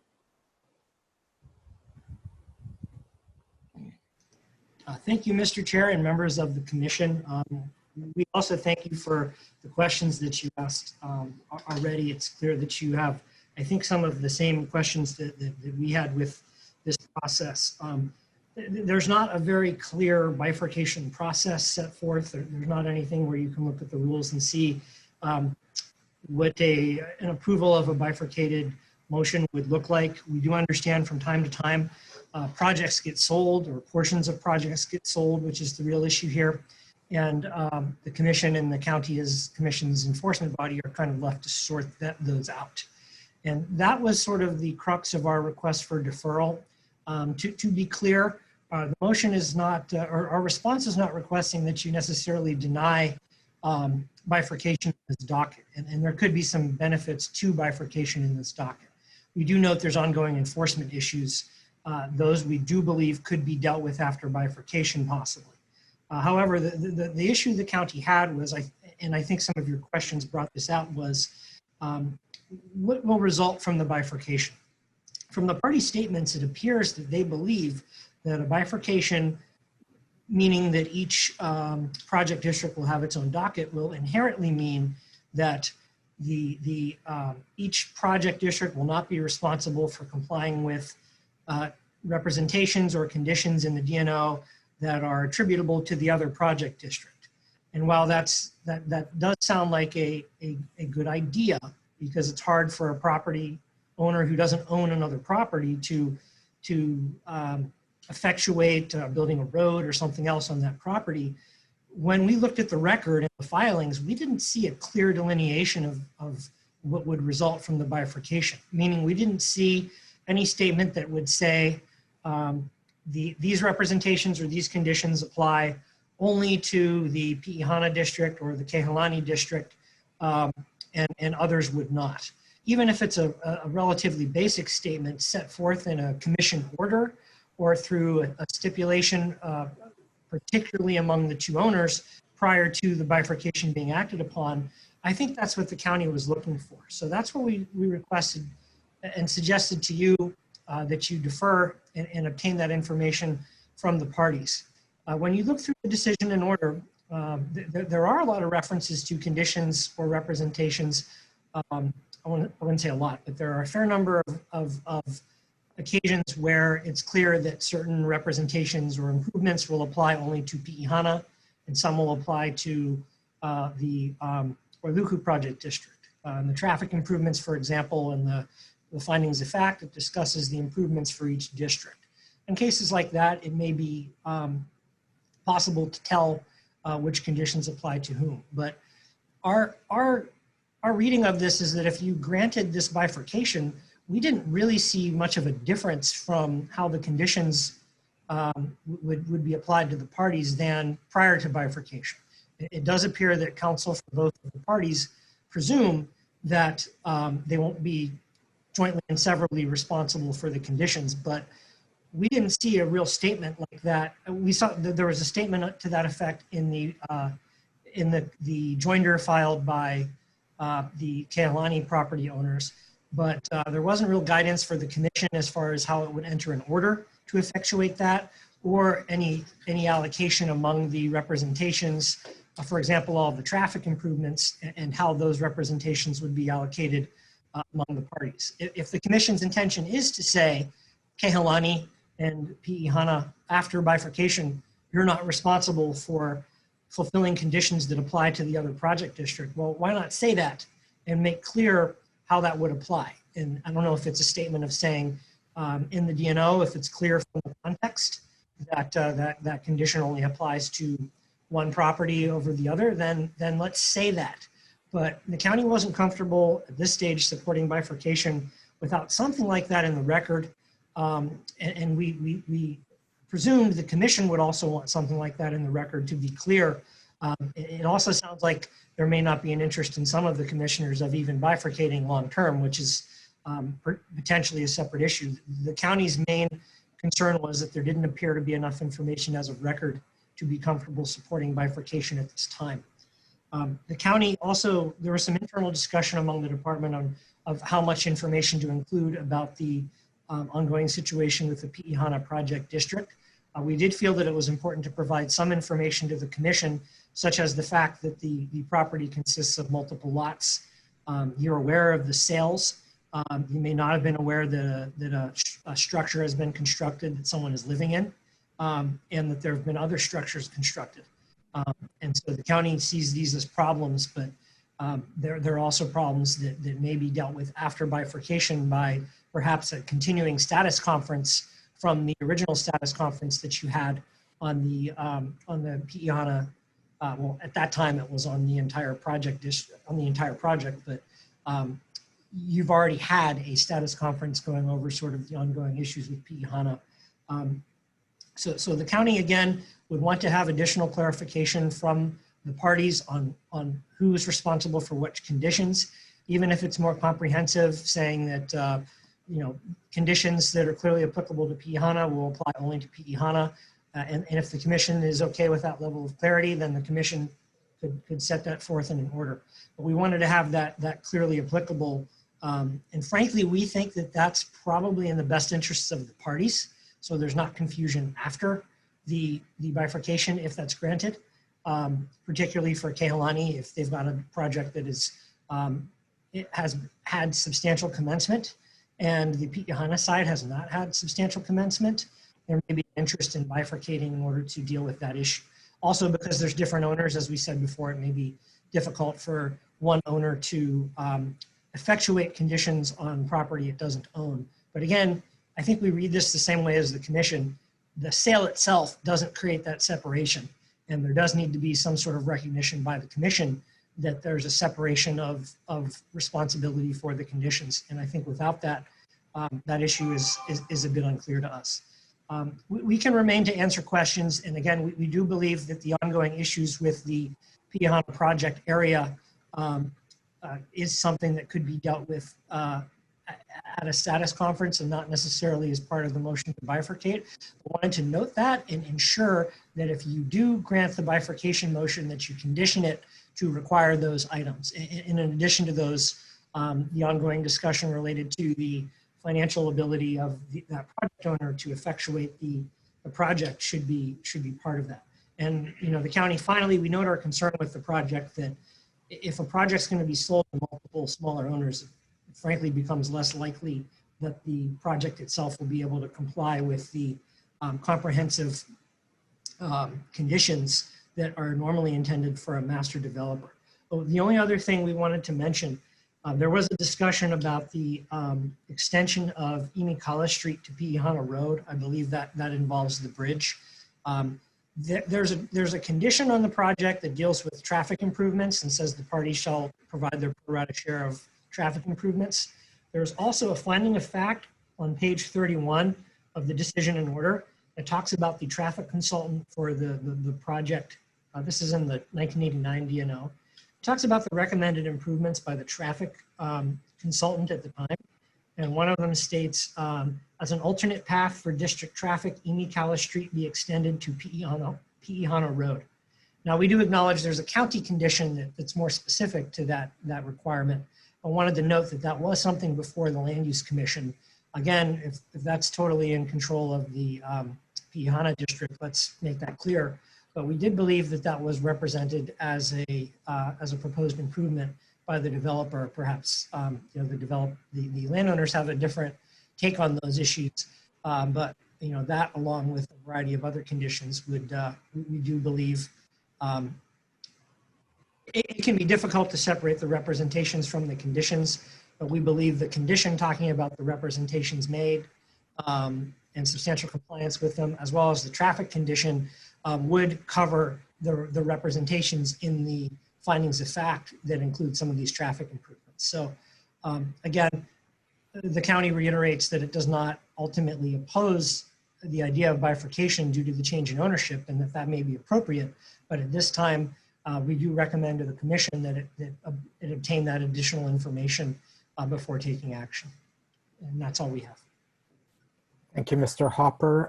Commissioner, starting with Commissioner Ohigashi. I just have some questions. Mr. Hopper, when would the county be disagreeable to have the move on to and I guess Mr. Sakamoto client attempt to submit some kind of a stipulation into the record as approved by the Land Use Commission that outlines the different their different responsibility under a bifurcated, if allowed to be bifurcated. To analyze like the representation. Yeah, we would like something like that. Hopefully, it would also analyze which representations apply to the appropriate parties, and maybe that could be done in the form of a proposed order that the commission would adopt. Just thinking. Again, we don't have a clear process for this, but we wouldn't object to that process, I don't think. Now, the other question that I had was, there were several different transactions or sales of property of property interests within the property. Are these sales that have been approved or have been, are these proper sales in the county's definition or the county's purview in regard to establishing ownership in that instead larger parcel? Yeah, I wouldn't say county approves sales, but I would say there is a letter in attached as Exhibit 2 to your to our position statement that outlines that in 2018 the Public Works Department recognized that there's actually 45 separate lots on the property because of pre-existing land commission awards that predated any sort of county subdivision requirements or anything to that effect. That is, I think we believe, one of the problems here. Normally you would go through a subdivision process and compliance with the conditions could be verified then. At this point, because these lots existed prior to, they were obligated to be recognized because they existed prior to any subdivision requirements. The landowner has been selling off these lots. That of course does not excuse the future owners from compliance with the conditions. So you're not allowed to build homes. You're certainly not allowed to live in those homes, and the county is taking enforcement action against those owners. But that has been an issue here, that there's actually 45 separate land commission award or other lots that existed prior to any regulation of the subdivision. So if there are so is the county taking the position that there are valid owners of lots within the subdivision, within the property area? Yeah, I don't think the county would have a basis to contest that the lots exist and can be sold. And I just for the reason why I'm just trying to establish to see if there's a record sufficient enough to allow them to become named parties in this case. Because if they were sold properties that were not subdivided or were illegally done, then the question turns is whether or not they should be even named parties in this case. So I take it from your response that you're not objecting that they be named parties in this case, and that because you recognize that you cannot contest their ownership. Yes, naming them as parties I think is appropriate. If there was a method to prevent the sales from ongoing, that would be, because this was sort of represented as a comprehensive development, not as a development that would be sold to 45 different owners and developed, but we don't necessarily see that as something that we could enforce at this stage, because there's not a restraint on the ability to sell the property. But of course, the development of the property still has to be consistent with the conditions. So nothing should be built on any of these lots until the conditions are complied with, which includes a lot of infrastructure improvements. So yes, our position is that we wouldn't object to the new owners, but they're not allowed to do anything on that property until the conditions are complied with. It's my understanding that the county has another layer of enforcement, because there are two separate zoning ordinances that control the two different properties, and that the move-on's property at this point in time is controlled by a different zoning ordinance than the Mr. Sakamoto's property.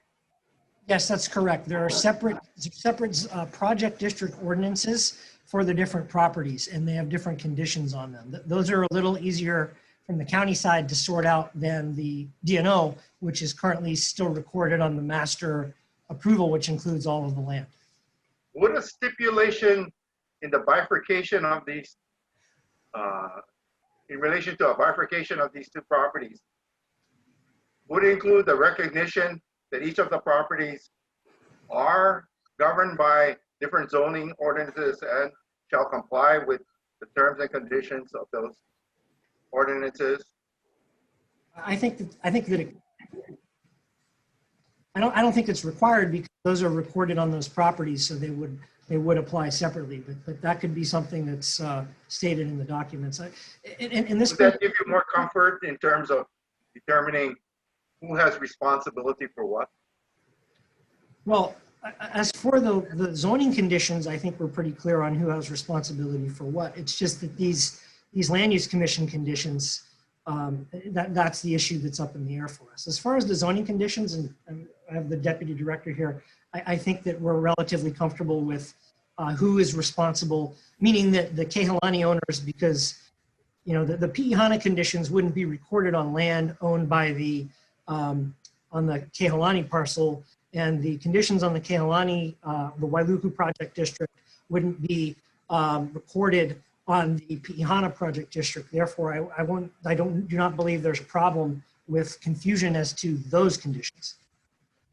I'm just trying to clear up the bridge issue. And if the zoning for Mr. McFarland's clients requires them to prepare to build the bridge, then by adopting that, by them agreeing to adopt those conditions, would necessarily clear that issue up, wouldn't it?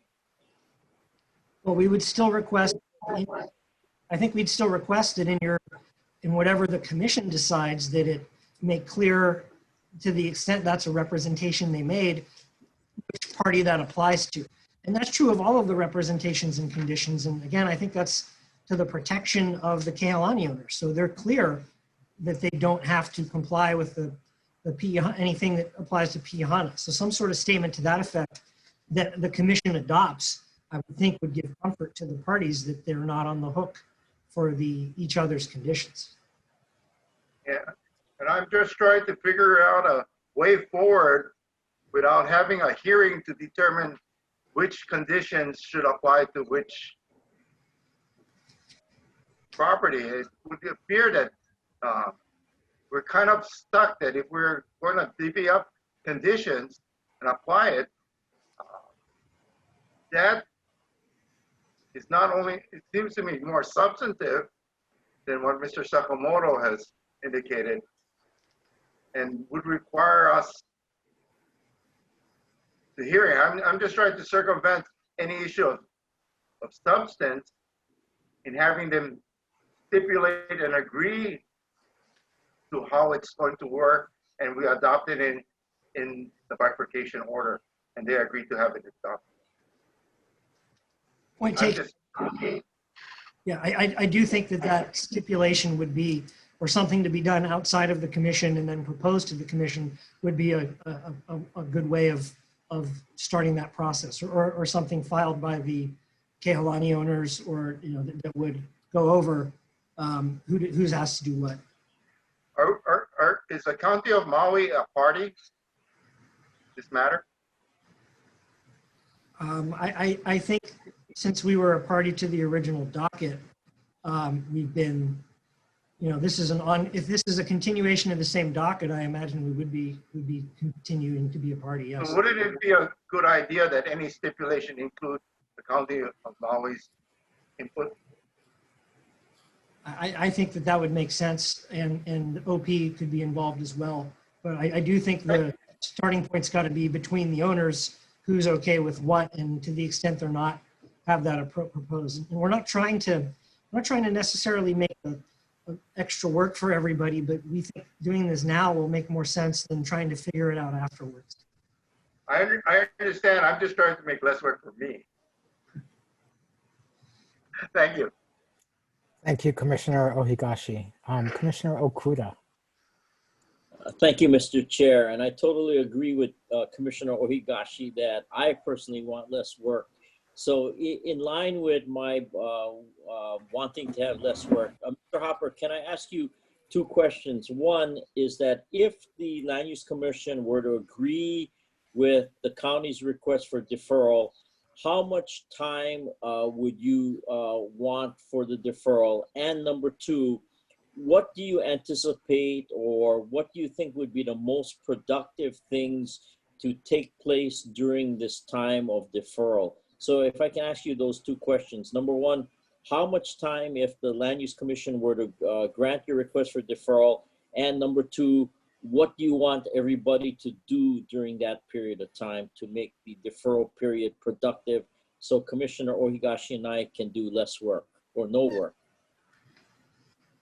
Thank you. I think that the request, specifically what would happen, I think, is we would want the parties to propose something for the commission to adopt, maybe an order, whatever you'd be comfortable with, but something that sort of clarifies as part of the motion for bifurcation what the end result would be, and how it would be clear that the commission is allocating the conditions and representations. I don't know how detailed they would want to be. We do think that it might be a worthy exercise to go over the representations, and I mean, some of them it's clear. It's clear that it says this applies to Kehalani, or this applies to Wailuku Project District. This applies to Pi'ihana, and they could go over those and state that after bifurcation, the docket dealing with Pi'ihana, the conditions will be the Piana project will comply with the following conditions and the following representations, or even, I mean, maybe even a broader type of statement that would be that they will comply with all representations that are specific to the Piana project area only. And so to have some sort of document, probably I would imagine of the form of a proposed order that the commission would enter, that I would imagine the commission would need to enter anyway. I suppose the parties were presuming the commission staff would draft a DNO if the bifurcation was granted. The county wasn't really clear on what that DNO would say because that would outline the parties' ongoing responsibilities.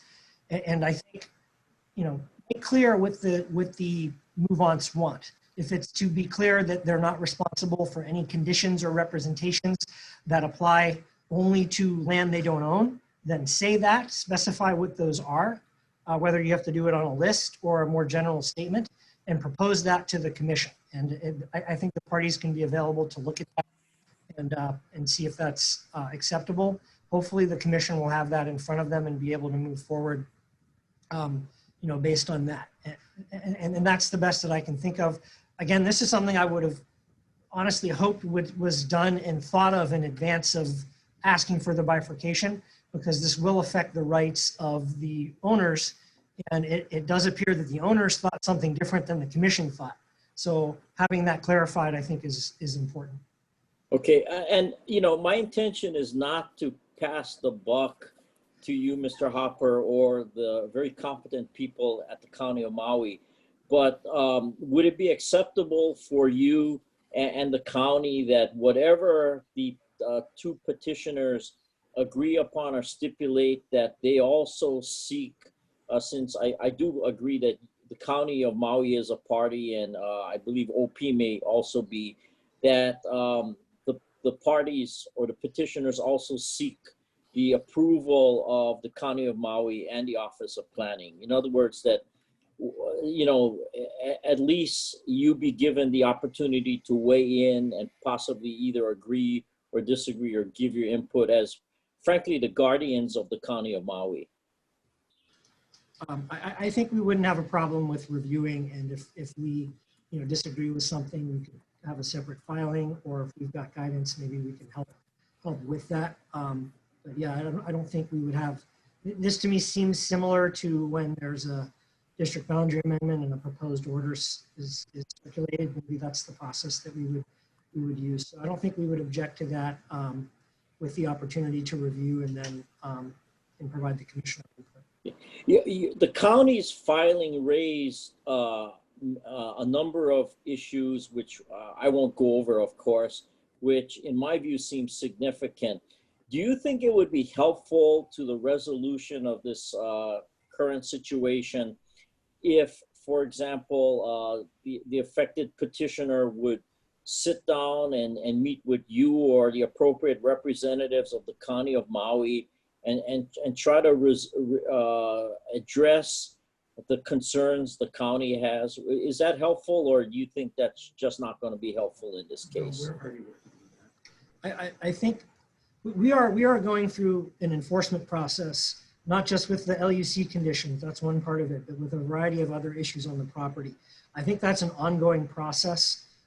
So as part of that, we would potentially be having discussions with the owner. But right now we've got, I agree with you, there's significant issues. Frankly, the Land Use Commission issues are only part of that. And so I mean, we're going to continue the enforcement, or the county Department of Planning will continue the enforcement process. And through that, we're going to look to gain compliance with the conditions. So we can have those discussions as part of that ongoing process, but it's there's multiple departments involved with this property, and it's something that we brought to the commission's attention because we think that the commission is going to need to be aware of it and deal with it down the line. But that's an ongoing process for us. So I think we'll continue to have those discussions through the enforcement process, but that's what we can say right now. Yeah, and I think it is very clear from the Bridge Ainalea case that, frankly speaking, in many instances, enforcement of LUC orders are really left to the counties in their discretion on how to enforce these orders. One final question I have. In your filing, I think you raised an issue about financial ability to complete improvements or to satisfy or do the representations that have been made on the record. Is that something that is a concern of the county? Financial ability and proof of financial ability? I think, yes, it is. I wanted to clarify one other thing. The enforcement, we believe, for Pi'ihana, if the area has not been, if there hasn't been substantial commencement of development with respect to that area, I think there would be potentially other enforcement areas. The bifurcation could potentially assist with that, just to get that noted. But for the financial ability, yes, we did raise that as an issue. We think that's not necessarily something that should prevent the bifurcation because the sale has already happened. So the commission's not approving the sale necessarily. The bifurcation, I think, would recognize that this party's responsible for that. And I don't know if you would necessarily be going after Kehalani to fulfill the Pi'ihana project requirements. But I think we do believe that if financial ability to comply with the conditions is a prerequisite to getting the district boundary amendment, then it would be relevant to check in with the development to see what the status is of the financial capability of the project, of the new project owner to fulfill the conditions. So that was a concern that we had. You know, frankly, the project there hasn't been much development of infrastructure for 30 years in this particular area. And frankly, the development plan does not appear to be to comprehensively develop this area. It appears to be to sell as many lots as possible and build whatever can be built without really any cares toward the conditions, which I think envisioned a more comprehensive development plan. Yeah, thank you, Mr. Hopper. Let me clarify one thing. I do agree with your clarification, and I should have made that clear, that perhaps bifurcation would make it so that now the bifurcated section of the original DNO has not been developed, or there hasn't been substantial commencement according to representations made.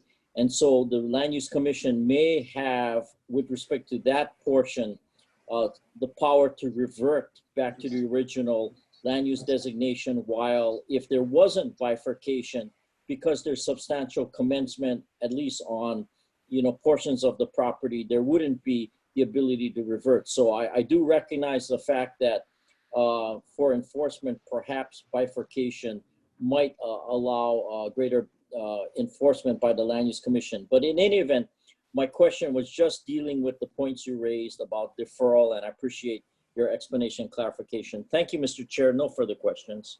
Thank you very much, Commissioner Okuda. Commissioner Chang. Thank you, Mr. Chair. Yeah, I know, Mr. Hopper, you did remind me of the issue of substantial compliance, because as I read through the files, it did not appear as if the Pi'ihana project had substantially commenced, and they were going through a lot of the planning.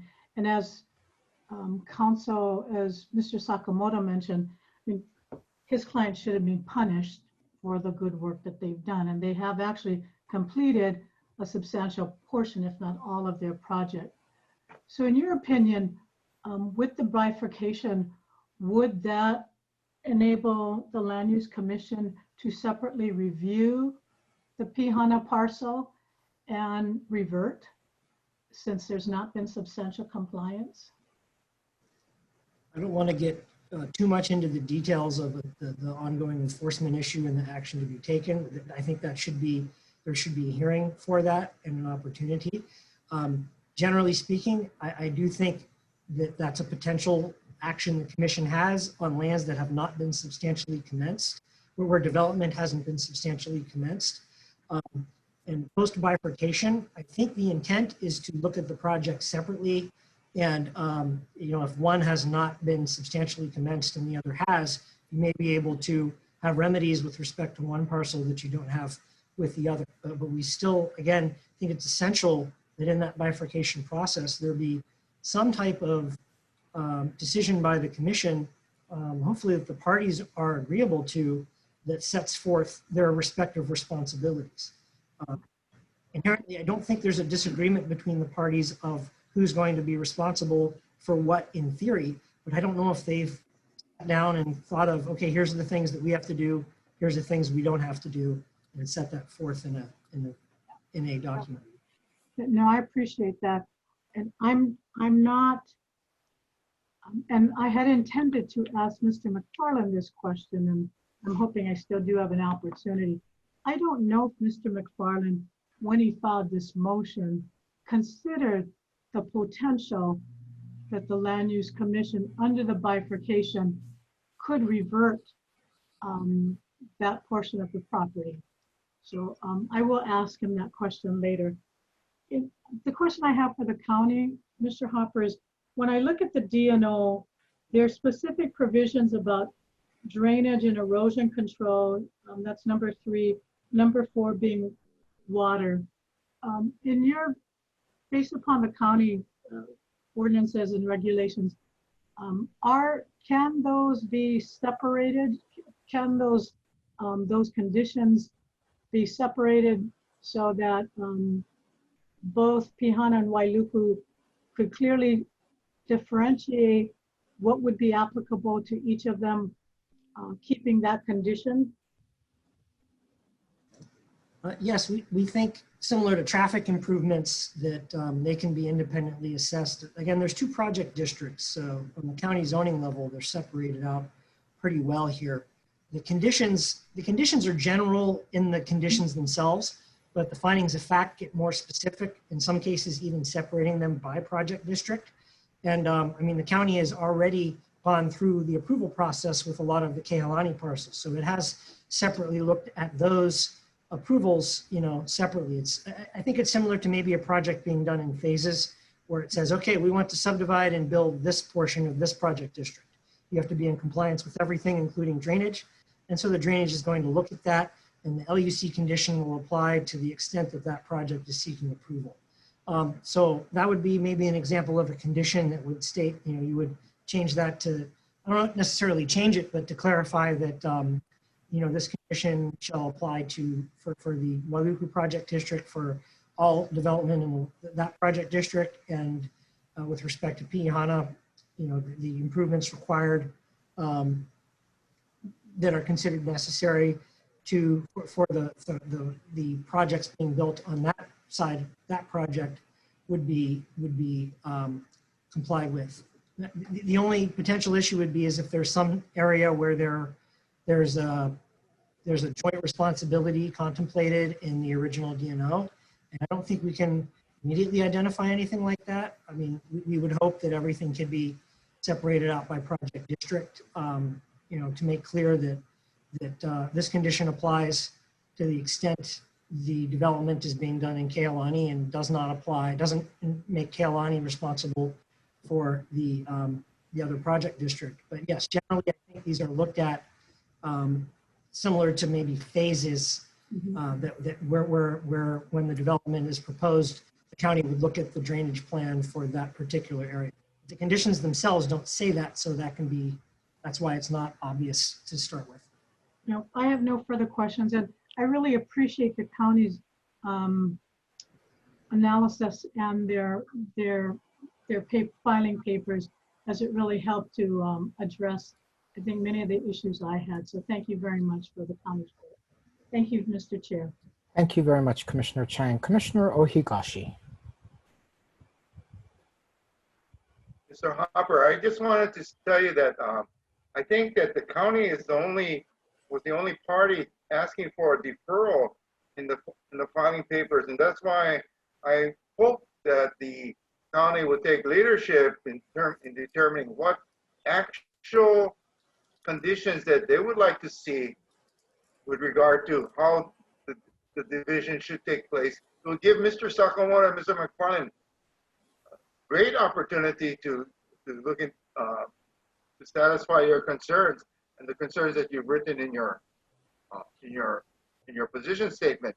And frankly, this is only an issue of bifurcation and not an issue of enforcement or anything like that that you need to speak with them with. It would seem to me that the issues that you have brought up about which conditions that each one would adopt and why can be handled by, and one of my good friends always used to say, I'd rather be in the room than out when negotiating. So I urge you to take leadership in this matter and try to see if we grant a deferral, that some kind of agreement can be reached. That's all. Thank you, Commissioner Higashi. Commissioners, is there further questions for the county? If none, I have 3 questions for the county. And let me just preface my comments by saying that while this is styled as just a procedural matter, for me, the eyes on the prize thing is that according to one of the exhibits from the original petitioner, we're supposed to have 600 units of housing in the Pihana district.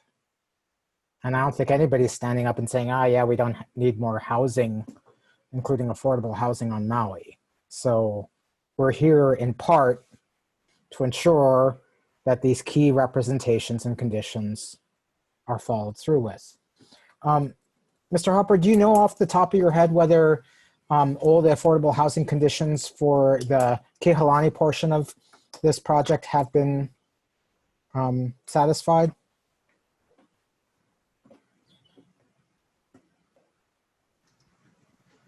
Yeah, we would need to, we did have some discussion with the Department of Housing and Human Concerns. We would want to verify with them and where they're at. I don't think they're necessarily in non-compliance with anything, but I don't want to say they've built everything. I do believe housing credits were involved as well, but we would want to get that clarified from the department that oversees that and get, before we get you a definitive answer. My second question is that I understand that the county took up these 2 districts in 2 separate zoning actions. But are you aware, or can you represent, that there was no time during these zoning actions that the Planning Commission and ultimately the council did not understand that these were at that time both being proposed by the same developer, same landowner, and that same landowner was going to be fulfilling all these conditions? I'd want to go back into the record to look at those zoning ordinances, but because those are separately recorded on separate parcels, it does appear that it was presumed that those conditions would be applied separately to 2 separate project districts. But if I was a council member and I had just voted for approving zoning conditions for Kehalani, and then I was bringing up the Pihana parcels, but I knew it was both C. Brewer, and I knew they were going to be making a lot of money, would I feel more comfortable with requiring a bridge on the other parcel, knowing it was all the same entity?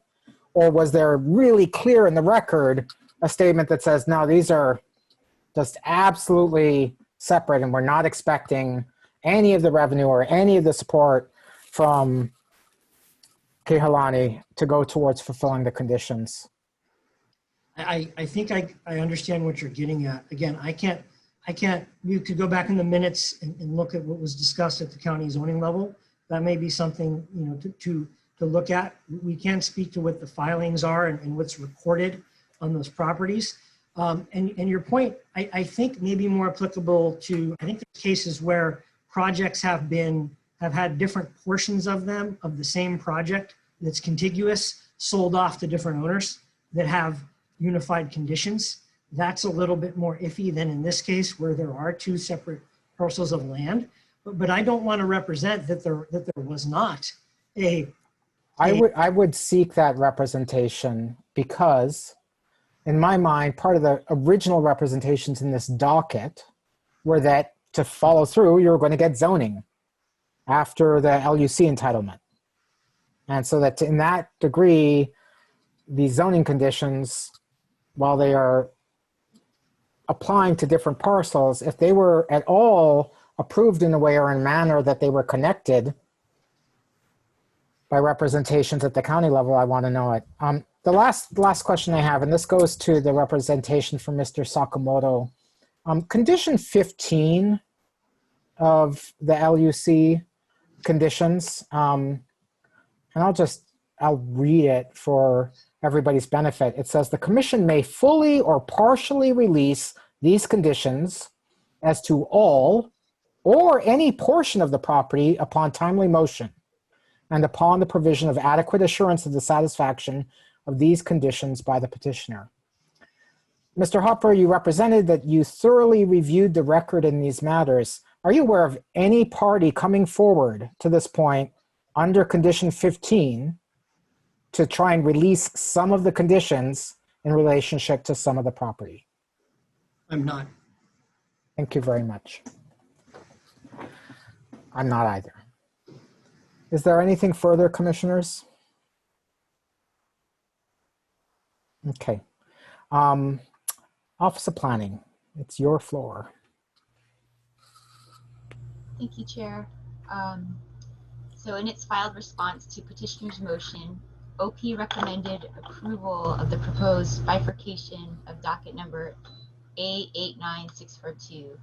However, having reviewed and heard the county's position statement and the concerns of the commissioners, which brings to light concerns that there are a variety of ongoing violations on the property and violations of DNO representations and conditions and potential complications from multiple owners, OP agrees that the commission should defer granting bifurcation or bifurcate and require petitioner to provide sufficient information on the development costs of the project, financial capability, a detailed schedule, how substantial compliance with conditions will be achieved uniformly or comprehensively among the proposed new landowners, and how conditions should be appropriately separated and applied between petitioner and Kehalani. Thank you, Ms. Apuna. Commissioners. Questions for the Office of Planning. Commissioner Cabral. Yeah, thank you. Ms. Apuna, in your change in position, are you, with what we've learned, what was presented at first and what we've learned in this discussion, think more so today, do you see that that obviously we've already are pretty clear that Mr. Hopper and the County of Maui and Planning Department should be involved? Do you think also that in this deferment and clarification on responsibilities and duties, should your office also be involved with all of that? And are you willing to do so? Yes, I think Office of Planning is willing and would like to review as well. Okay, thank you very much. Thank you. Thank you, Commissioner Cabral. Commissioner Chang. Thank you, Mr. Chair. Ms. Apuna, I'm going to ask you the same question that I asked Mr. Hopper regarding substantial compliance. If there is a bifurcation, in your opinion, can LUC, if there's not, and I'm not saying that there hasn't, I don't know enough, but if there's not been substantial compliance on the Pihana parcel after the bifurcation, are you of the opinion that LUC could revert that property back to its original zoning? Theoretically, yes, I do think that that's possible following bifurcation. Okay. And do you agree with Mr. Hopper's, the county's interpretation that the DNO, that under the bifurcation, the parties could stipulate to what provisions under the DNO or how they would, the allocation of or what would be required for each party under the DNO? Do you agree that the parties could stipulate to that with the review by both the county and OP? Yes. Okay. I've got no further questions, Mr. Chair. Thank you. Thank you, Commissioner Chang. Commissioner Giovanni. Thank you, Chair. Ms. Apuna, I'm going to ask you to elaborate so that I fully understand your current position. So in your testimony today, you said that, I think I heard you say that if a deferment was granted, in addition to coming away with a better understanding of the distribution of responsibilities of the parties, you're also asking for a demonstration that the parties have the financial or capacity or wherewithal to perform on the conditions. Can I ask you to elaborate on that? Yes, I think that's consistent with the county's request as well, that the petitioners show that they are capable of moving forward with the development. Whether it's, financial capability or what timeline they have moving forward, all the different elements that would help this commission see that the petitioner is able to move forward and accomplish the project. So then is it your position that if in that period of deferment, those items were all clarified, that this could then be brought back for consideration for bifurcation by the commission? Yes. Thank you. No further questions. Thank you. Mr. Hopper, did you have a point of clarification to raise? You're muted. Yes, just to clarify, I think our position wasn't necessarily that financial information has to be provided prior to bifurcation. The concern was that if that's shown and it's not satisfactory, preventing bifurcation, I'm not sure where that gets us, because if the subsequent, the property can't be unsold, already sold.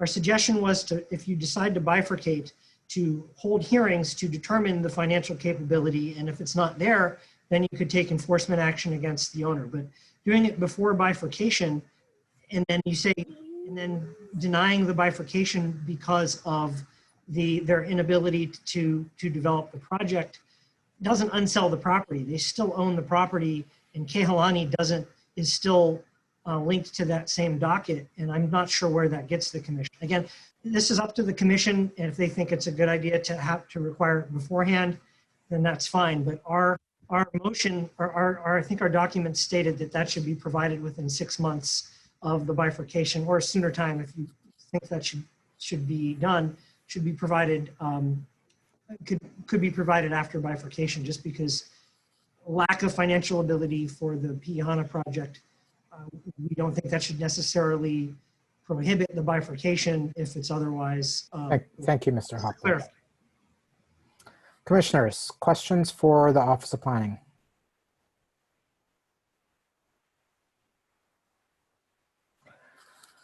Okay, so I'm going to give each of the parties up to 3 minutes to add any additional points they might want to raise, starting with Mr. McFarland.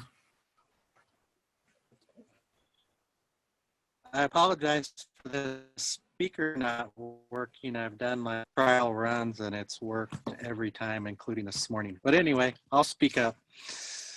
Yeah, we're happy to work with Kehalani and Maui County and whoever else to clearly set forth which conditions will apply to the respective owners. I'd also note, for people that are actually familiar with this area on Maui, this area has had a lot of problems for a long time, and it's actually been significantly improved under Wailuku Plantation LLC. I know there are still problems, and it may not appear that way, but there were far greater problems with chronic homelessness, dumping, etc. It hasn't been a desirable area. So I would encourage the Land Use Commission to consider that positive steps have been made, and to help us find a way forward so we can bring this area up. I think that's all what we all want. And this is a particularly challenging part of the island. And if you're familiar with this part of the island, you will know that. So that's about all I have to say. We're willing to work with whatever interested parties are involved to allocate the conditions in a way that is very clear to everyone. Thank you. Thank you, Mr. McFarland. Mr. Sakamoto. Thank you, Mr. Chair. The only thing I have to add is, we're happy to work with the other parties as well on some kind of stipulation. I like Commissioner Ohigashi's suggestion that we could even propose a order for the commission to consider. Yeah, that would streamline things, but we're happy to do that. Thank you, Mr. Sakamoto. That was Okuda. My apologies, Commissioner Okuda. Let the record show. Mr. Hopper, and can you keep your video on, please?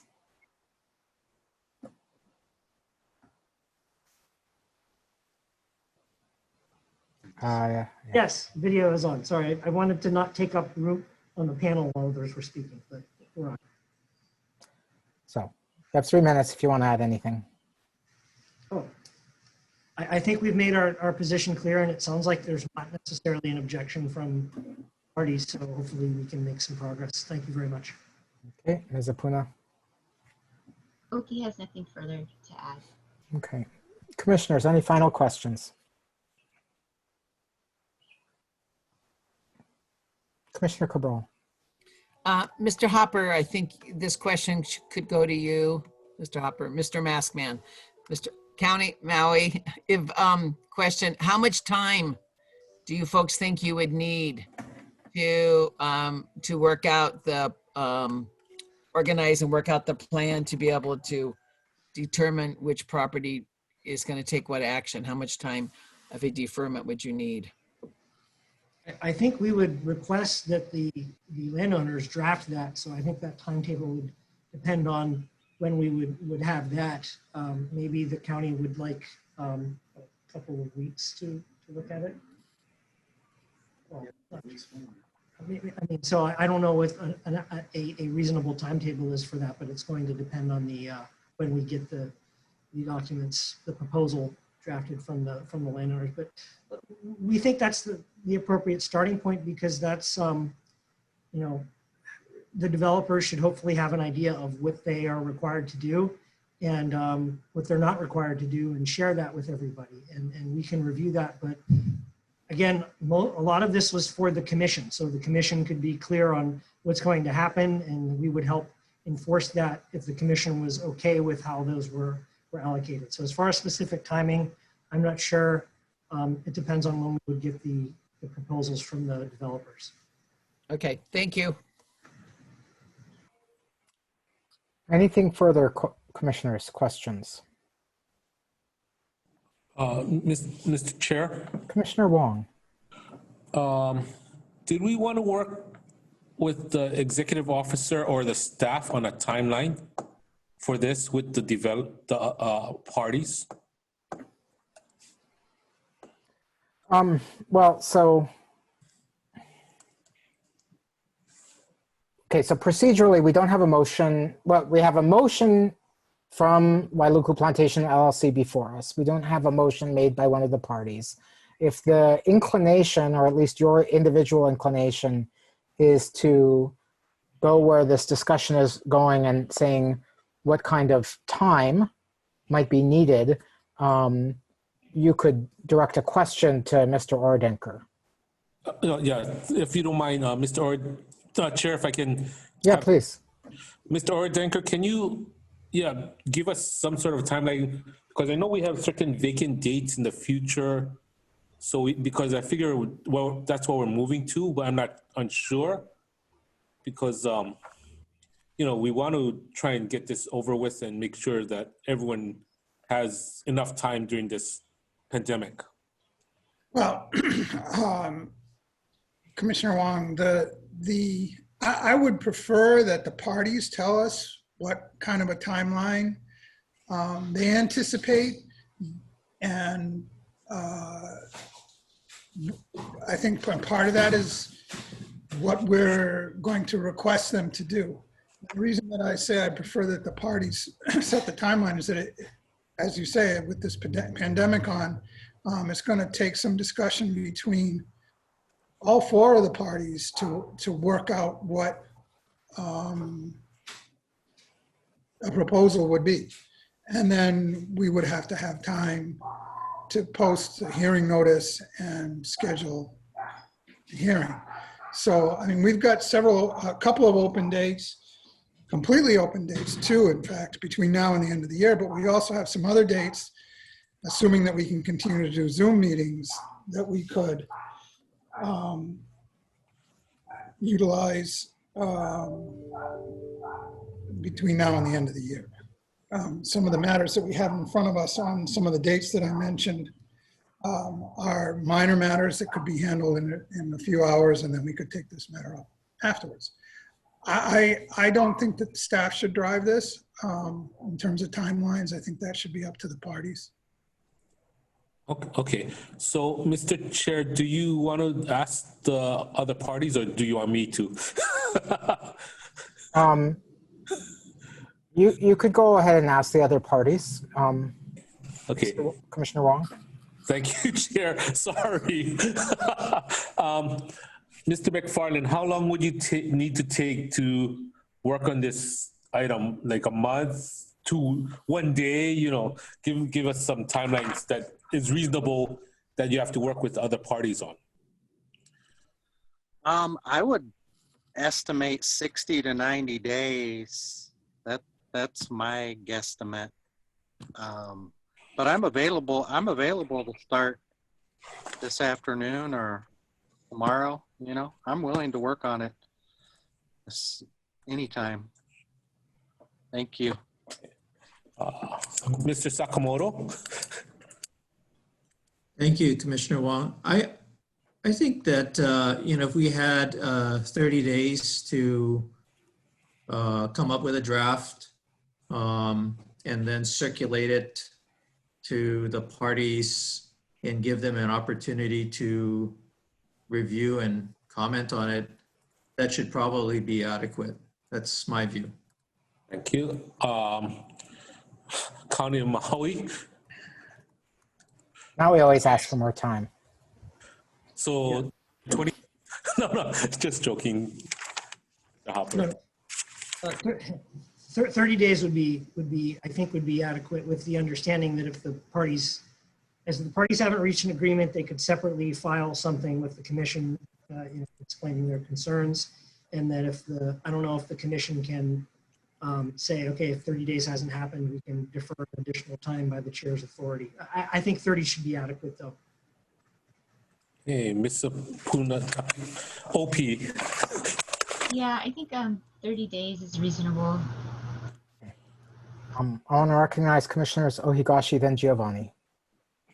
Mr. Chair, my recommendation is that we continue this matter for 2 months, 60 days, and for a hearing and for determination on within 2 months, and give them, since they are trying to work it out, give them, without any kind of structure, give them the opportunity to try to work it out. And if they cannot work it out, they should file 1 week before the hearing their position. You said 60 days, you broke up slightly. Right, 60 days, that's because they're all mentioning 30 days, and I'm a lawyer and I know it'll be 60. Okay. Commissioner Giovanni. Thank you, Chair. I just wanted to get a clarification from the parties that they have the same vision of a scope when they're talking about a timeline. So for example, if they're just talking about what is going to be done and who's going to have responsibility, that's a lot simpler than what OP suggested and what the county suggested, which is that they'd also work out a plan for implementation in terms of timeline and some demonstration of capacity to execute. So my question goes back to the parties. What is the scope that you expect to deliver within 30 to 60 days?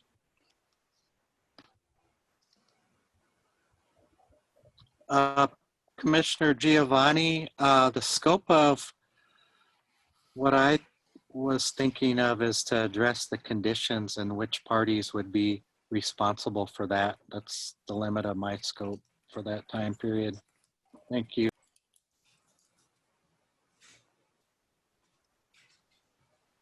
Mr. Sakamoto. I think one of the things that it sounds like both the county and OP are expecting if we do a stipulation is, in addition to the conditions, some allocation of the representations, namely, going through the 100 or so findings of fact and making sure it's clear, which findings of fact are attributable to which project. So, my thought would be, in addition to some agreement on allocating the conditions, it would be on the findings of fact as well. So I don't know if that answers your question, Commissioner Giovanni, but I think that would be the initial effort, and then putting that in a document, a stipulation between the parties, attached to which would be a proposed order, so that if the commission were willing to follow the agreement of the parties, an order would be already provided for them to consider. Helpful. Okay. Maui County, did you have anything to add in response to to Commissioner Giovanni's question? I think we would agree with Mr. Sakamoto that it would include a proposed order for the conditions and representations, and at this time wouldn't include the ongoing enforcement issues, the development plan, or the financial capability issues, which could be handled after the bifurcation if it's granted. Ms. Apuna? I think we agree with Mr. Sakamoto and the county, although I don't know if I haven't thought about this enough maybe, but the ability of the petitioner to move forward after bifurcation, if bifurcation is granted, that they do have that ability. If they provide the information as far as financial capability and schedule and things of that sort, I would think that would be in their best interest to address those things in this particular process, rather than wait for the commission to require it at a later date in a different procedure, potentially an OSC. So I would think that it would be in petitioner's best interest to put that information forward as part of, or in addition to the divvying up of the conditions and the findings of fact, or representations. Commissioner Giovanni. Yeah, just as I suspected, all four of the parties had a little bit different vision of what was to be delivered in terms of the scope. I, in particular, agree with Ms. Apuna that I'd rather grant a little more time and get a little more definition in the work. I agree with Mr. Sakamoto in terms of the basics, but I'd also like to see some representation by the parties and their ability to execute. So I would grant a little more time and a deferment to address that up front, rather than after a consideration for bifurcation and then having to deal with it then.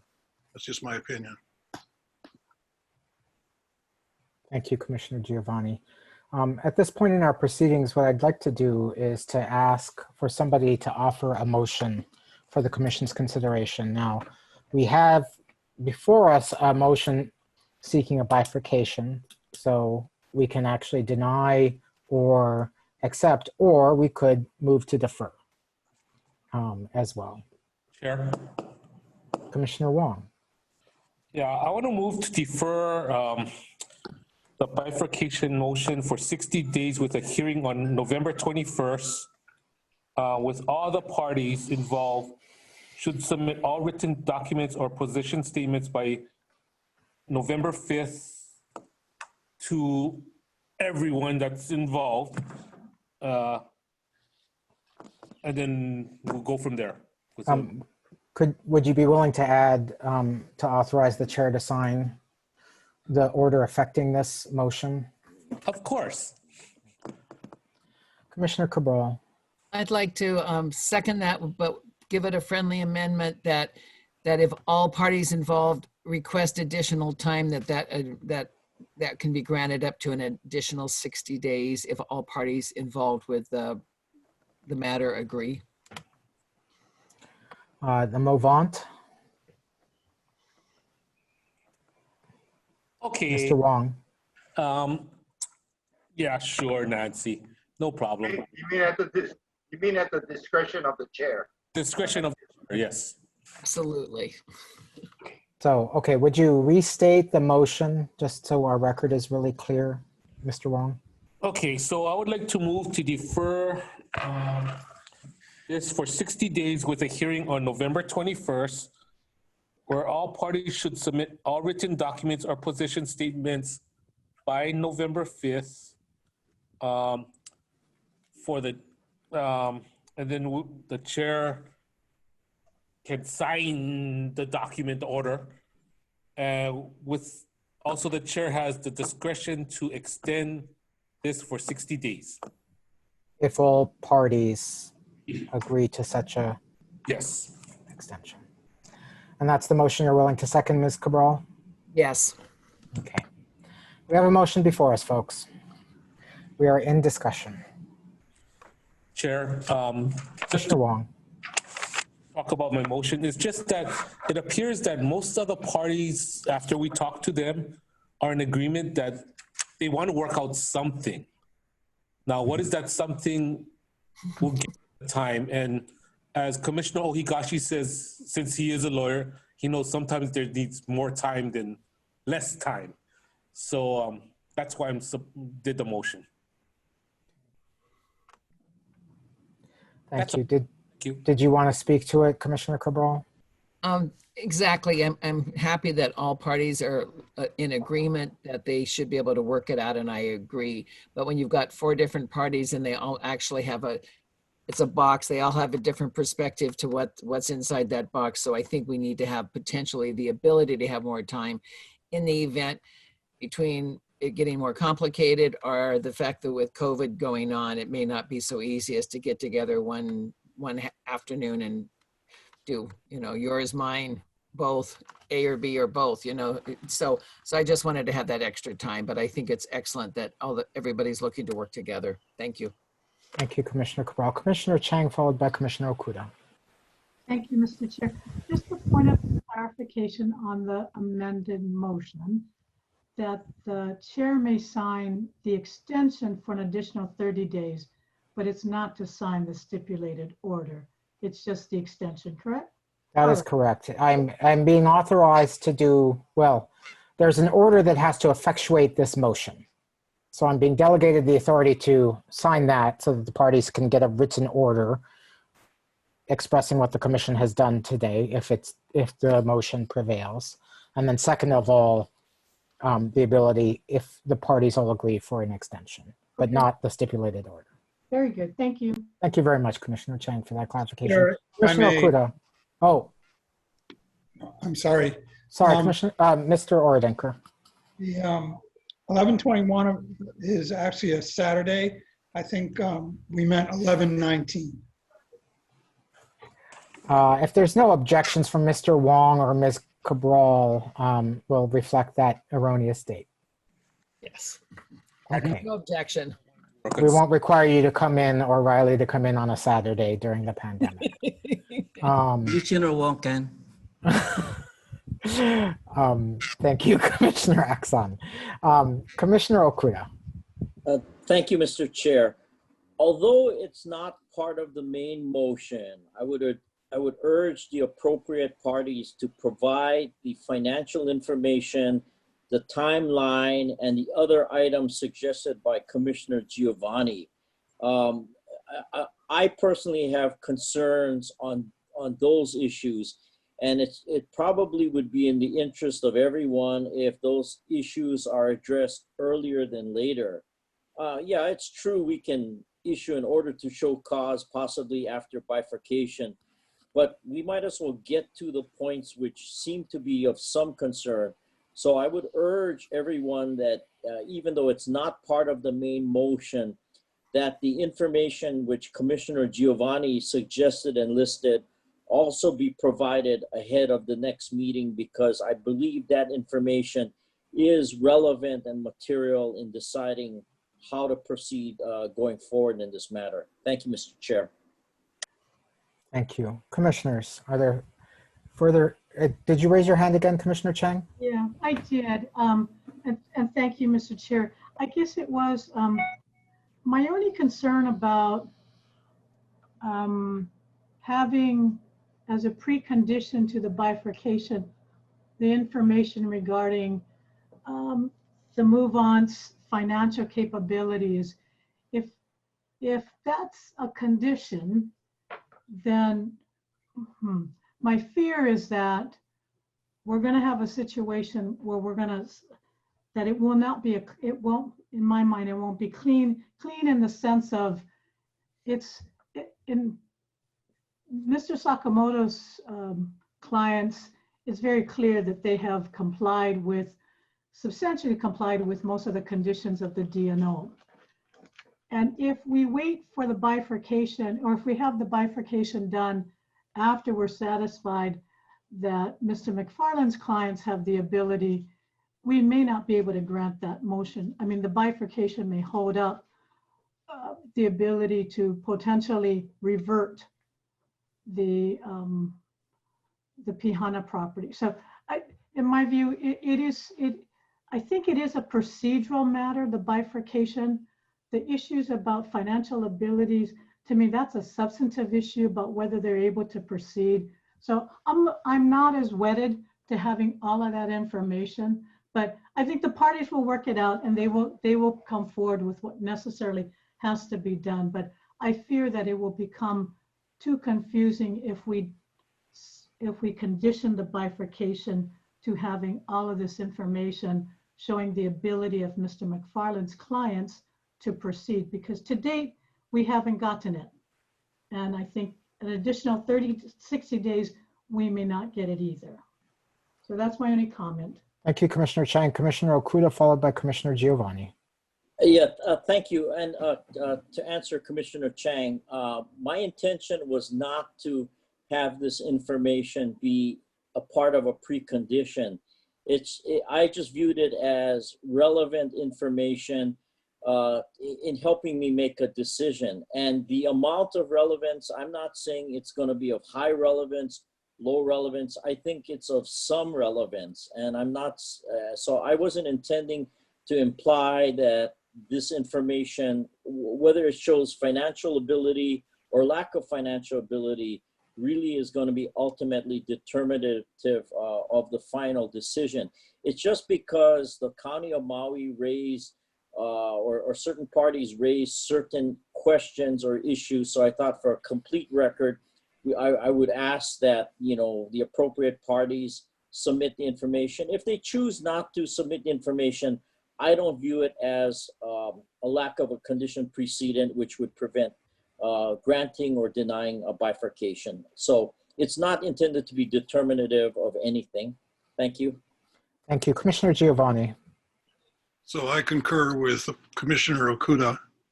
I don't think my interest in having access and visibility to that information rises to making it a condition of the motion before the commission at this time. But I do think it's relevant information. I go back to an earlier comment that was made in testimony today by Mr. McFarland, in which he said that they'd have to build and sell some work for some of the affordable housing to generate revenues and profits so they could follow through on the execution of other conditions. That concerns me. I want to understand that better, and the sooner I understand it, the better. So I concur with Mr. Okuda. I think it's relevant information. I would urge the parties to make that effort to clarify the capabilities of the parties, but it's not a condition of the motion, and I recognize that. Thank you, Commissioner Giovanni. Other commissioners who wish to speak to the motion before us? Is there anything further? I will vote in favor of the motion because I view it as,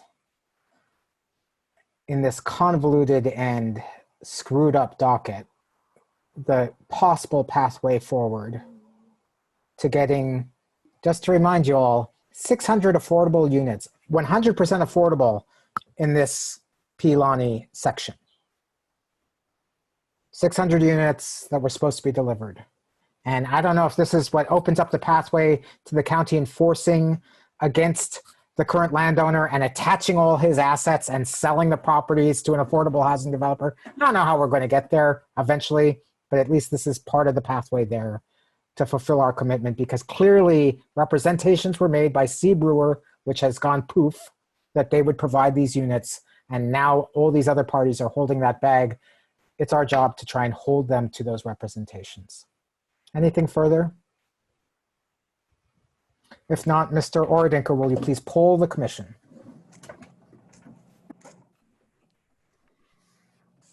Thank you, Mr. Chair. The motion is to defer this matter for 60 days with a hearing to be held on 11/19. The parties should submit all written documents or position statements by 11/5. The chair is authorized to sign an order with regard to this deferral and to add another 60 days to the time period if all parties agree and at the discretion of the chair. Mr. Oredinker, let me clarify. I heard both 30 and 60 during the discussion. Oh, 60 days. Of the additional. 30 was from past memory. It's all 60 days. 60 and 60? Days, defer this matter for 60 days. Okay. And then the chair, with an option for the chair at his discretion to defer for another 60 days. Thank you. If all the parties agree. Okay. Commissioner Wong. Aye. Commissioner Cabral. Aye. Commissioner Giovanni. Aye. Commissioner Chang. Aye. Commissioner Axon. Yes. Commissioner Ohigashi. Yes. Commissioner Okuda. Yes. Chair Scheuer. Aye. Thank you, Mr. Chair. The motion passes unanimously with 8 affirmative votes. Okay. Thank you very much.